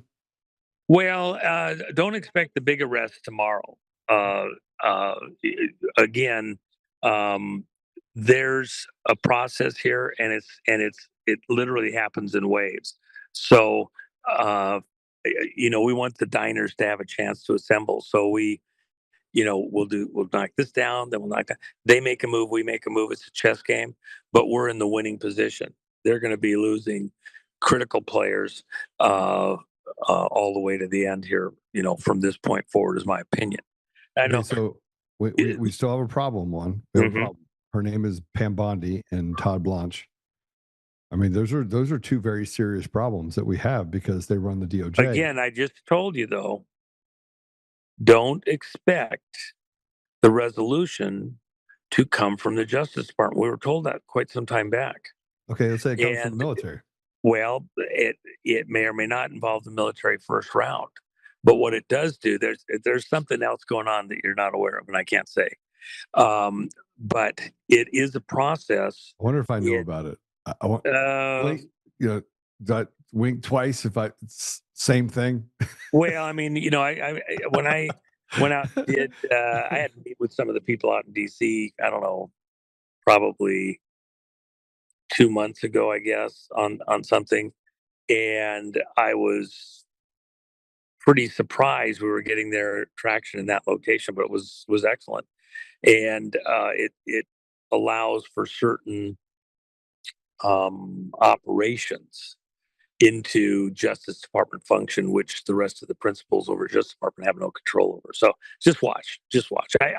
I'm personally pretty comfortable that we're in the right place, including with Tina's situation, because as hard as it's been to get to this exact moment with Tina, instead of still remaining as a pawn in the game, she is going to complete crossing the chessboard all of this drama over the last, even months, where we've just taken it to a whole nother level, Joe, has forced the situation. National media that didn't want to pay attention to Tina is going to have to pay attention to Tina. They're going to have to acknowledge her, and she will have a role in what's coming. We're going to get her back to full health. She's still got piss and vinegar. She was really fading. I And talked then to her last night. Okay, well, they threw her back into solitary, and that really Kinda. pissed her off. Well, yeah, Kind of. Now solitary. she's actually the Al Capone of the Department of Corrections. She's got her own pod. But she got her own microwave now. Yeah, she's got it all. I'm waiting for her to get her own cook. She walks down the hallway. She's got like Guidos on either side, one in the front, one in the back. That they're all carrying like battle rattle. I mean, she right now she runs the place. Yeah. Well, what's funny is, of course, all those inmates that were being mean to her, that taken aside, now it's like, yeah, that one there, she was really mean to me. Yeah, give her a mean, okay, yeah. Yeah, but it appears to me that things are moving in a direction that is good. Well, let me just say this one thing. I apologize, Joe. Let me just say this one thing. Yeah. Go back a few days when she was thrown back into solitary the other day. Right up to that moment where she was put back into solitary, she was fading a lot. Nothing's happening. It's not. I'm just. They're just going to leave me here. Nobody's coming for me. They're going to just wait until I'm dead. And when she got thrown in solitary, her reaction was actually important. She got pissed. Yeah. And when you get pissed, sometimes you get that extra thing. In the emergency room, doctors will tell you that they can have a patient come in and all of a sudden they're close to death and they will fight and they will suddenly get strength that nobody knew they could possibly even have in that fight for life in the last seconds. And sometimes that's necessary to break even your own mental chains, if you will. When she got that extra layer of piss and combined with knowing in the next hours just how much we were doing outside and pressing hard, and it wasn't just one person. When she comes out alive and then goes and gets healed and comes back, there is not one person that can claim that they got Tina out. Okay, we have a whole bunch of hosts and everybody like to be able to, uh, strut around. I got Tina free. Even the president doesn't get to it. This has been a community effort. This is all of us that came together. There's no one single group or person that gets to claim credit for freeing Tina. She's going to get free, and she's going to be in a very powerful position because of this community, and it's helped us also to rally together. We're going to get through this issue, and then there's others to come beyond it, but this is such a core issue. you know at the Battle of the Bulge in World War II, they had to grab groups from all over the front and move them, put them under Patton's authority, 3rd and 4th Army, and race up to where the Germans were moving with this new front. If the Germans had succeeded in reaching the ports in Belgium and cutting off the supplies and dividing the British and American troops, they could have extended the war bare ass minimum 3 months and more likely 6 months. And by the time they extended it that 6 months, all of the wonder weapons would be online, and their ability to wage war would have gone up orders and orders of magnitude. So, with everything, nuclear, intercontinental ballistic missiles, submarine warfare tactics, machines, etc., they were that close to winning the war, and nobody realized it because all they had to do was get to the port in Belgium or even close to it and choke off supplies and divide the American and British troops. And they'd have bought the time needed to win the overall war, because then the other weapons come in. Look at the situation here right now with the vote fraud stuff.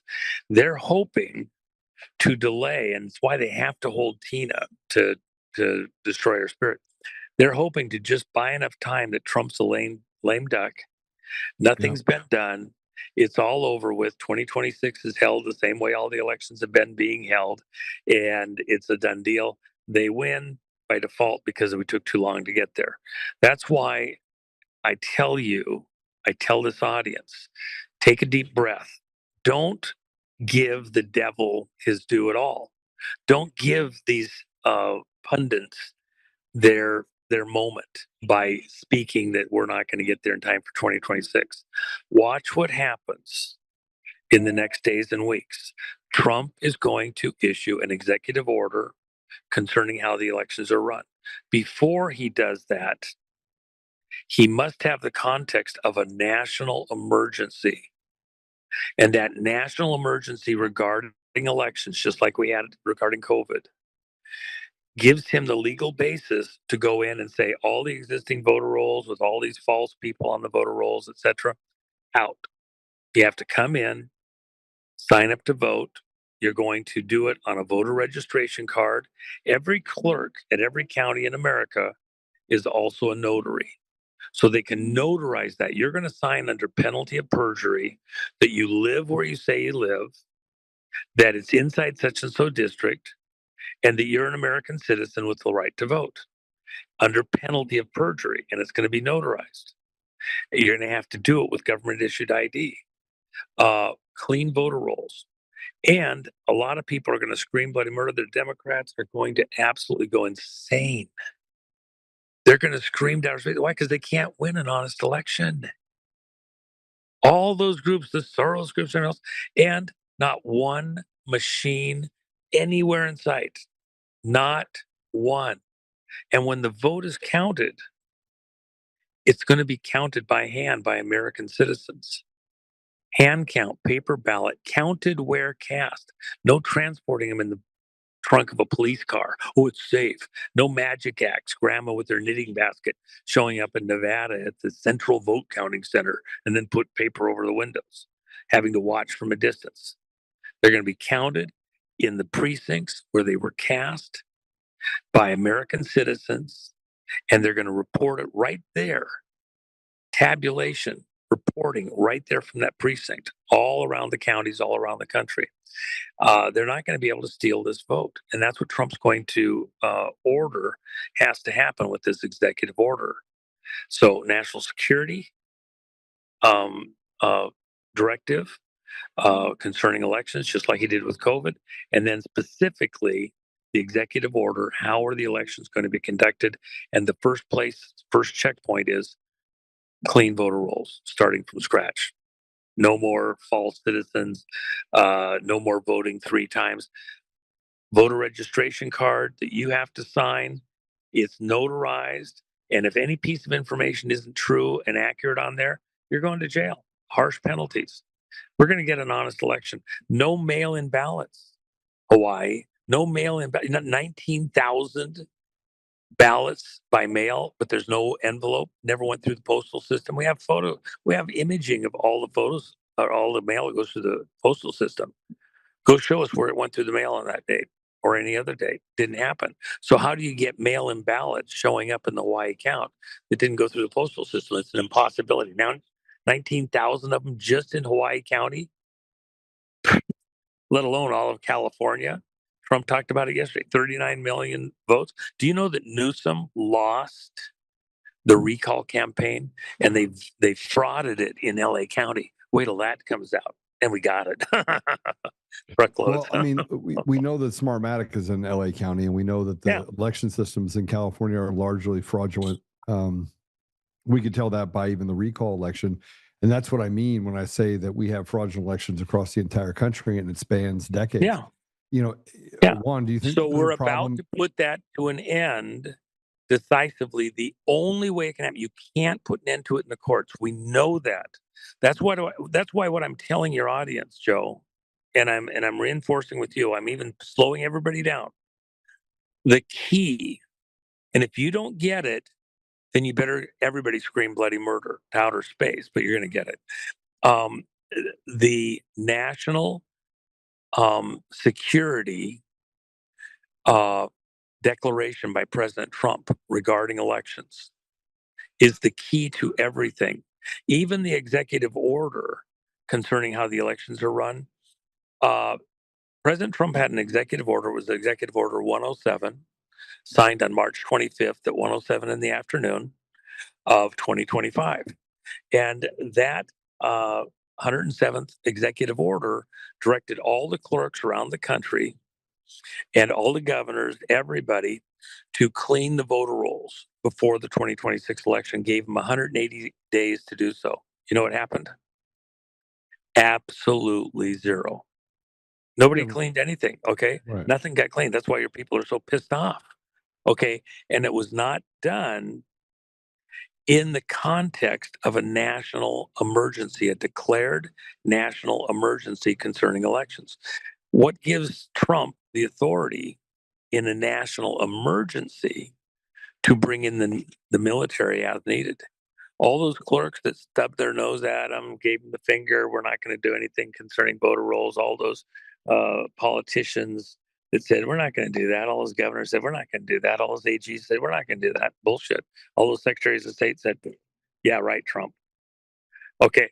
When he declares a national emergency, he becomes, they don't like King. Well, they're about to see what King is. Okay. Because he can bring in the military. If they don't want to agree with it, they can take over any office related to elections that they need to. Take it over. Put anybody else in there they want. You oppose that, you're part of an insurrectionist act. Okay? See how that fares for you. You want to go to Gitmo by blocking any of that stuff? Because it'll be under a federal emergency. You won't get just charged and go into a federal court. In a state of emergency, you're going to go to a military court. See how that works for you. Watch. You don't believe me? You don't have to. Just watch. Just watch. See if I'm right or not. You can come back. You can come back in 6 months and tell me I was full of shit. Okay, I'm all ready for it. See if I'm right or not. I haven't been wrong. I haven't been wrong in any of the stuff I've said so far. So watch. Okay, so this is where I start getting into I'm a detail person, right? So I don't think you can solve a problem until you get. No, it's good. I'm glad. That's why I'm talking to you, not somebody else, because you're knowledgeable enough that we can have an actual for real conversation. So that's why I enjoy being with you, Joe. Go ahead. Yeah. So my issue is that I look at structures. I go, okay, let's hypothetically say it's the government. It's not the DOJ. He files an emergency order. We got President Trump filed for a pardon. You can see the frustration boiling. He didn't file. He issued a pardon. He issued a pardon. Okay. He issued a pardon.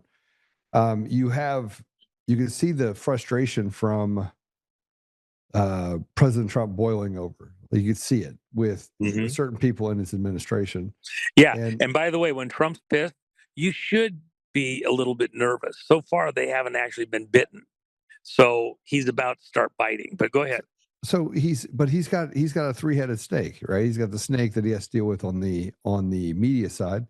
He's got the snake of an election coming up, and he's going to set up these different standards and the way Tulsi talks about it, I agree with you. There could be some room for error, but there's the problem that I have is that you must have cooperation in certain areas in order to execute on things that you want to do. So even if you put an emergency order out, because he's put out That's emergency why he orders. called all the generals in. Don't kid yourself.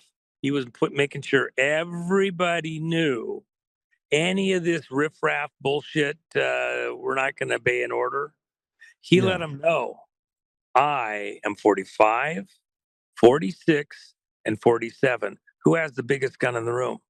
Biden never had it. Now you're under military jurisdiction in this continuity and government operation. This challenge between NORAD and SES, which I mentioned before. This is a fight between SES, which came into existence in 78, and NORAD, which came into existence and with their rules in, the portions of existence before, but basically the 54 code. So concerning nuclear weapons and beyond, who's going to have the premier authority? They never handed over nuclear to SES. SES claims authority over nuclear. They never got it. And Trump never gave it up. They were almost there. And by the way, who's doing all these false flags? That's all SES stuff, okay? When you had 9/11, Trump said when he stood there at the buildings, before I'm done, you're going to know exactly who brought these buildings down. Okay? Including Building 7, which no airplane hit.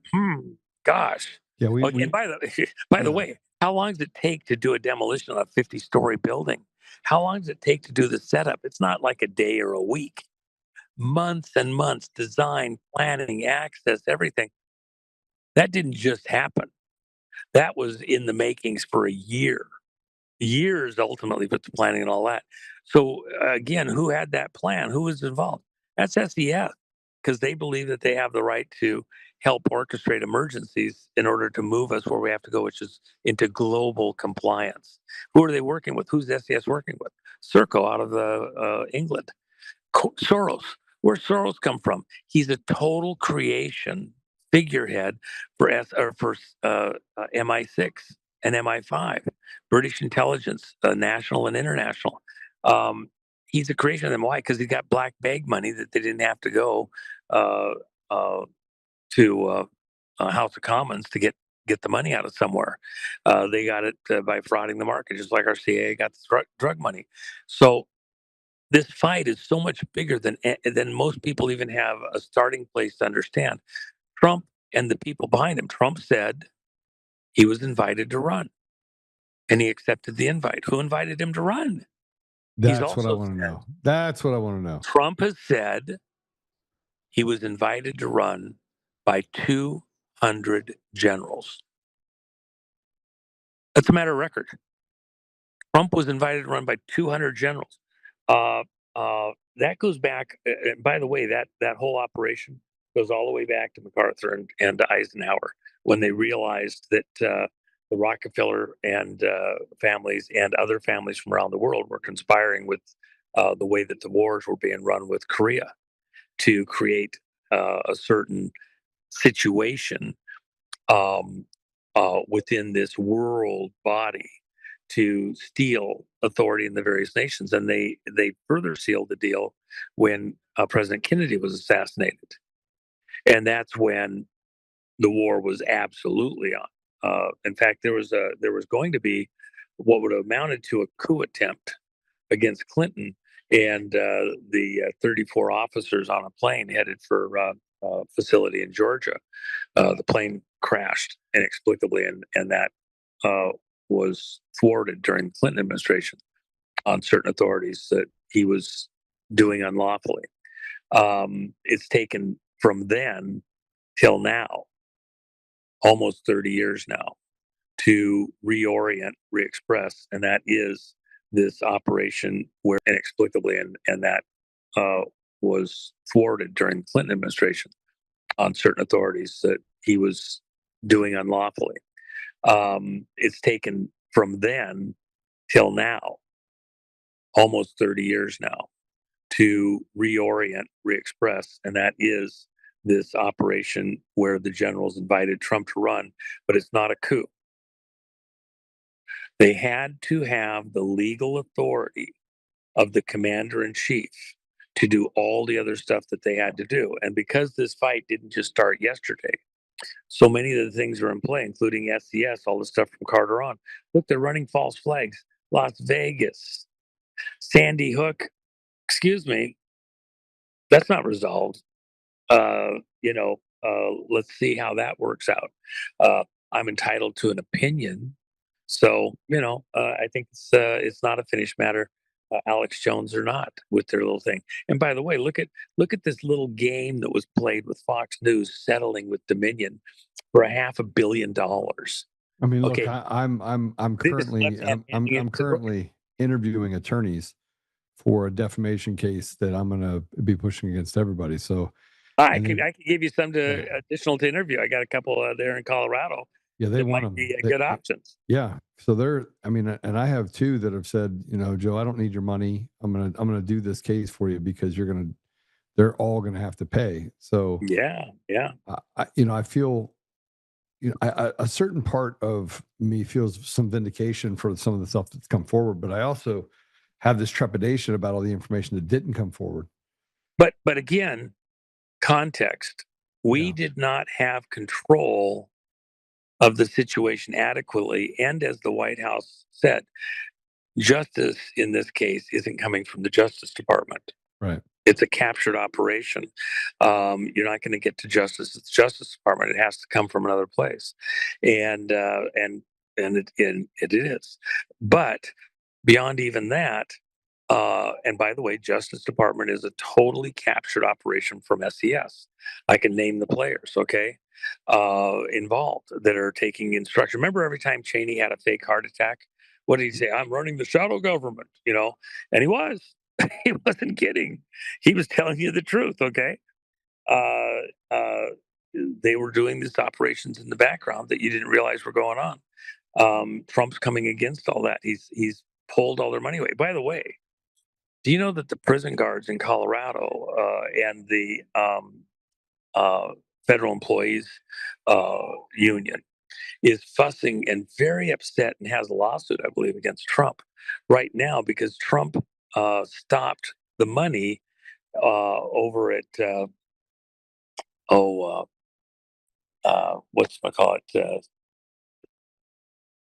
the USAID money. Now, Yeah. why is USAID money, which is supposed to be for foreign aid, CIA. it's all CIA money? All Why of is it. it being used to help supplement the salaries of prison guards and to keep enough of them on the payroll? On what basis do you have all these people on the payroll and they're getting money out of USAID? What's going on there? And so they're going to sue because Trump stopped money going to USAID with the Doge thing going into the prison system for more guards. Something's wrong there. But uh, you know, uh, Trump cut off the money supply for a lot of the mischief.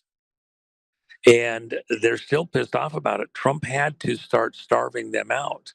You say that you want to go to war. Okay, sometimes the best way to go to war is first shock and awe, get them to expend a lot of their arms and munitions, let them starve them out for a little while, cut off the supply chains, and then you come in there and do something. Trump's been playing a bit of rope-a-dope here. Okay, when he comes out of his corner, and tomorrow night's probably the first of several, don't expect everything tomorrow night on the table. It's a first shot across the bow that will become more intense and then more intense again.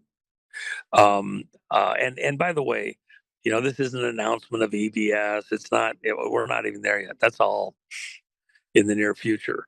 But first, it comes in stages. Why? Because we're not ready for it yet. I don't want to go to war until these guys are knocked down a few paces. So the timing is everything. And also, we want to be able to pick the point of engagement, not just the time of engagement, but the locations that we engage on.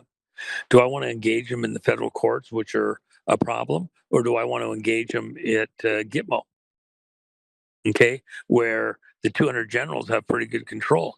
Let me just help you. One little thing. I apologize for being a little bit strong in this, but let me hold the conversation for just 1 second. During the Biden administration, with Nancy prancing around, a couple days after Biden was inaugurated, Nancy proposed that because the president could become feeble and not know where he's at, whatever, exactly what happened, that the nuclear command and control, the suitcase, the briefcase, should be moved to the House, and her as the speaker have that authority. Why was she doing that? Because Biden didn't get it. And she wanted to have the House force that nuclear command would go over to the Speaker of the House. Why? Because Biden didn't get it. They were trying to force a situation. They know what happened there.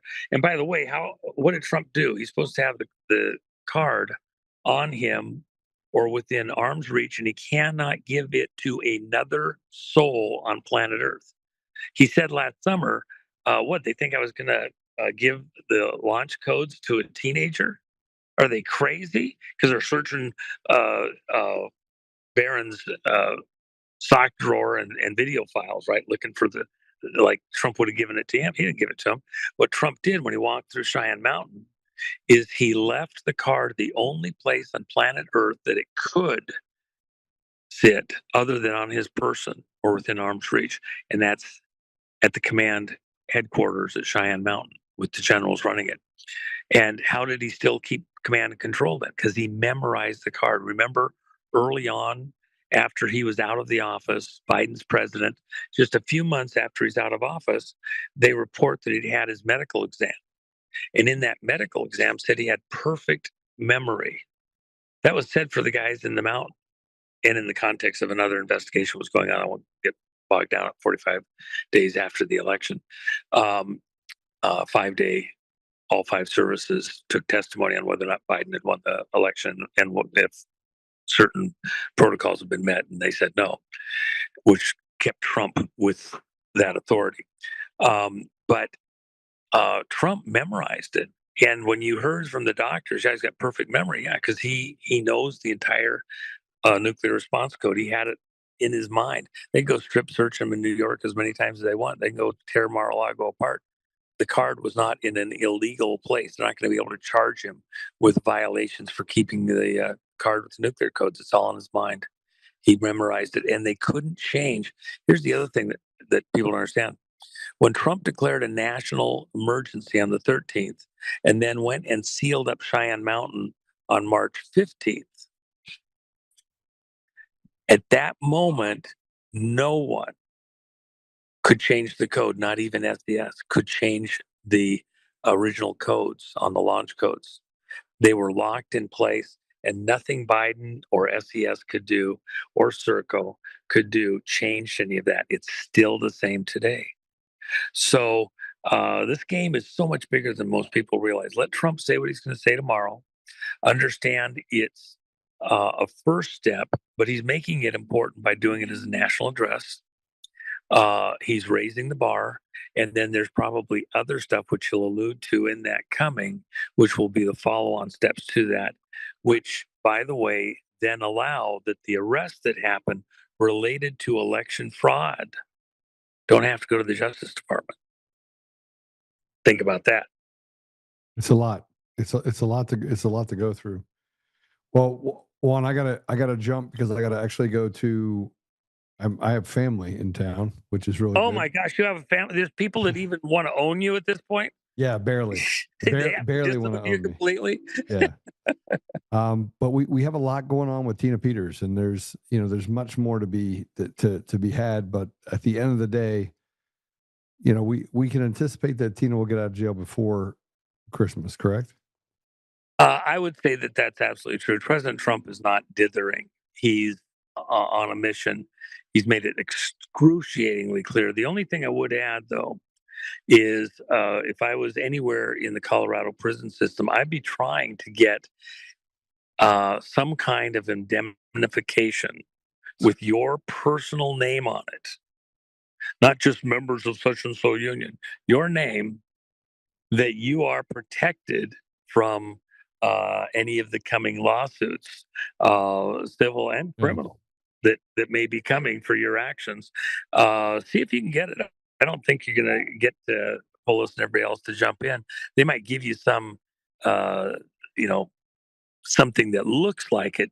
You better have legal counsel that's your own legal counsel to advise you and hold the course. And then if you decide that you're not getting it, or in the interim until you do get it, I'd refuse personally to work. And what's the retribution? What's the retaliation? They're gonna retaliate against you for refusing a unlawful order. Whose order is lawful? President Trump with his pardon, or Governor Polis? And you have the responsibility to determine if any agent, officer, uh, uh, employee of any government entity has the authority to promise you anything or guarantee anything or do whatever. You better double check. I'd get legal counsel, Yeah. because you probably don't know yourself, so they know exactly the right questions to ask and how to lock it in, because you're in very precarious neighborhood. Look at Tina. Just last thought, Joe. She was just a county clerk, and here she finds herself in a vice between all these players, all of the British money coming in to force our elections to go a certain way. Yeah, it's British money.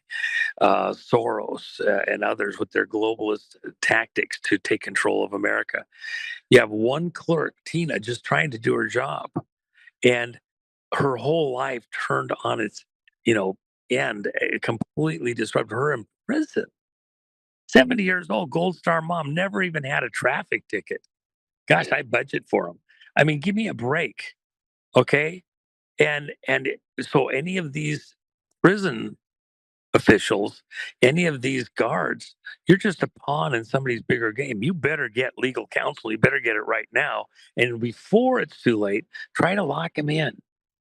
Get them to promise to cover any expenses you might have defending yourself, or attachments to your personal property because of stuff you did. Because they said, no, go ahead and rob the bank. No, seriously, just drive the car. You don't have to be in the bank. Just drive the car. Come on.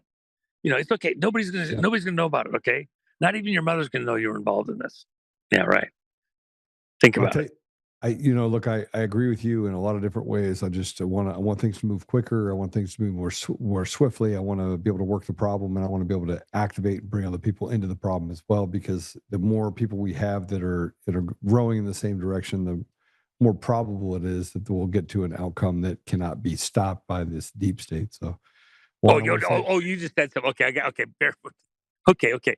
So, Governor Polis, you know what his zodiac sign is by his birth date? No. I never pay attention to this stuff. It doesn't. I don't live my life on this stuff.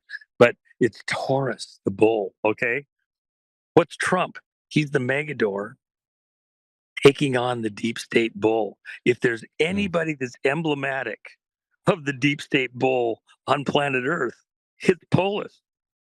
Okay, and Polis is on the wrong side, the receiving end of this battle. Yeah. Oh, yeah. There you go. Yeah. Look at this. Deep state, right?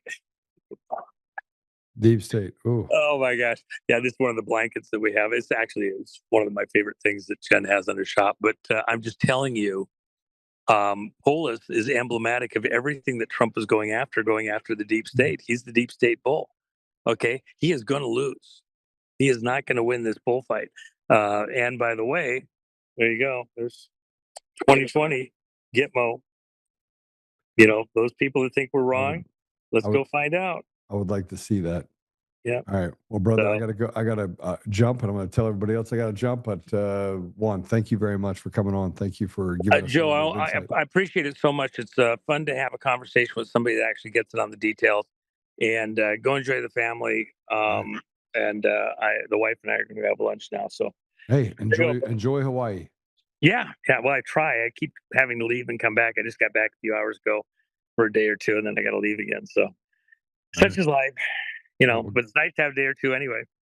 Just a couple days. All right. God bless you, brother. All right, bro. All right. as we head into the next chapter is going to be when Tina gets out. What are we going to do then? Like, what then? And I think that you're going to start seeing things move much, much, much more quicker. Now, with that said, there's other things that we have to consider, and those are: is everything going in the right direction? I get Tina Peters out. It just we've strung along. I'm not saying I don't believe the words that are being spoken, but I'm a show me guy. Just put me in the show me state, because a lot of what we're actually dealing with right now is not difficult to fix. It just takes brute strength. And President Trump wants to go in the right direction, but he also made sure he had a hot mic, and he did it on purpose. And that is, I keep, nominating people, and they keep basically running the clock on me. So as we start to see that, is this the left inside of the Republican Party running the clock? There's no difference between what happened in 2017 and what's happening currently right now. None. And nobody has been arrested, and nobody is in jail other than the good guys. So I would tell you to pray a lot. Make sure you stay prayed up. And we'll get to some of these other things that we're going to talk about. We're going to talk about them tomorrow. I forgot to tell Juan that I've got 10 days until I make a decision, until I make the announcement of whether or not I am or am not going to run for governor of the state of Colorado. So I've heard some of your comments. Some say, hey, yeah, you should run. Others say, oh, Joe, they got plenty of people that are already in that fight. So let me kind of tell you guys a little bit of how I see things, because I think this might be helpful. Or maybe it's not helpful. I've heard the calls that, hey, Joe, run for Secretary of State. So let me just give you the reality of this. I don't want to work for those that can't solve the problem. I don't want to work for those that can't see the problem. I don't want to work for those that can't identify the problem or, can't lead. I don't want to run for any position where I have to take orders from someone else who can't see the bottom of the bucket. And I certainly don't want to get to a place where we are looking at what happens to other people, the poorest among us, Tina Peters and others, and say it can wait. So no, I won't. I will not run for Secretary of State. I will not run for a position, nor do I really care if I run for governor or don't run for governor. I'm going to make a decision on what's good for my family. And in other words, I have to make sure that they're on board. But if I'm also looking at that, I also have to look at whether or not I feel like I can win. Now, I believe that if I ran, I could win easily. Why? Because I'm not going to talk to you typically. I mean, you'll be able to hear me, but I'm going to go talk to the people that I think matter most. And that is the part of the tree that's not getting any nutrients, not getting any love. It's not getting any attention. It's not getting any of the resolve that's necessary in order to keep the entire tree standing up. See, I don't believe that the tree of liberty needs to be refreshed with blood. How about you just refresh it with a little bit of nutrients so that it can thrive? So we'll see how it goes. I got 10 more days. I got nine and a half more days before I have to make that decision. So let's pray it out. Father God, thank you for having Juan on the show. Thank you for the support that Tina has been able to garner across the entire country and across the entire world. I'm grateful for the many people that have stood up for Tina Peters, and I'm grateful for the things that President Trump has done to support Tina Peters. Father, I just ask you, give us the resolve and the ability to go forward and to manifest this into real solving of problems, to restore you to our community, to our country, to the world, and be able to fend off this evil and push it back into the hole it came from. We recognize what it is going to take, Father, and we are here to say, choose us, send us. We are here to serve, Father. We ask these things humbly in Jesus' name. Amen. All right, I will see you guys later. God bless you. Make sure you keep yourself straight, upright, all the good things that you can do. And I'll see you on the other side. God bless you. Yo, in the shadows of the vote, she stood her ground. Mesa County queen, no fear, truth profound. Hard drives, whisper secrets they don't want to hear. Election ghosts in the machine, crystal clear. They called it breach through the book, 9 years deep. But she flipped the script, made the liars weep. From clerk's desk to cell block, spirit unbroken. One woman's war, words unspoken. Rise up, warriors here to call the night. Justice echoing through the fight. Bars of steel can't change.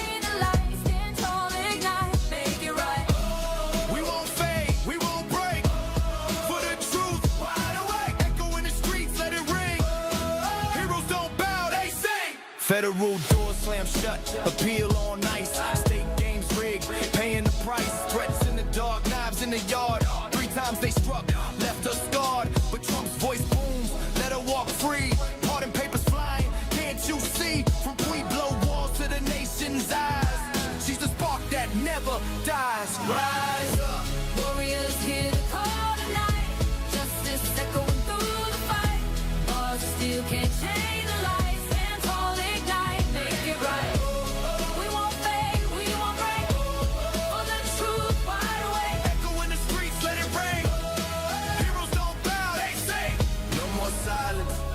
Change, voices unite, break the pains from the heartland to the hall of power.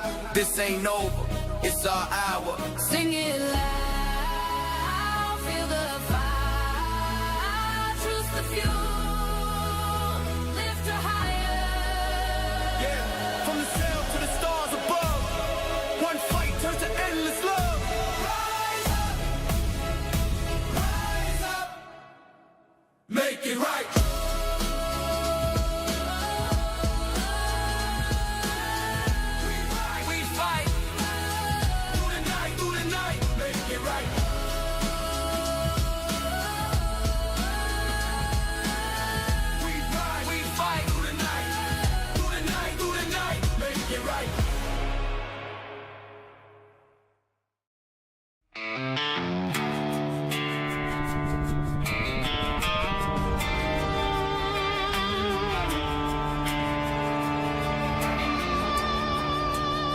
Rise up untamed. In the heart of the fire where the wild ones roam, Joe Oltmann's calling, bringing truth back home. From conservative daily to this untamed fire, we shatter the silence, lifting spirits higher. No chains can hold us, no lies can prevail. Authentic and fearless on this rugged trail. Patriots gather under stars and stripes. Untamed nation, igniting the night. Untamed nation, let the truth roll out in this land of the free. Standing proud from sea to shining sea, we won't back down. Catch the fire, wear the crown. Untamed nation, it's our battle song, motivating hearts where the brave belong. Yeah, untamed and wild, forever strong. Play it again all night long.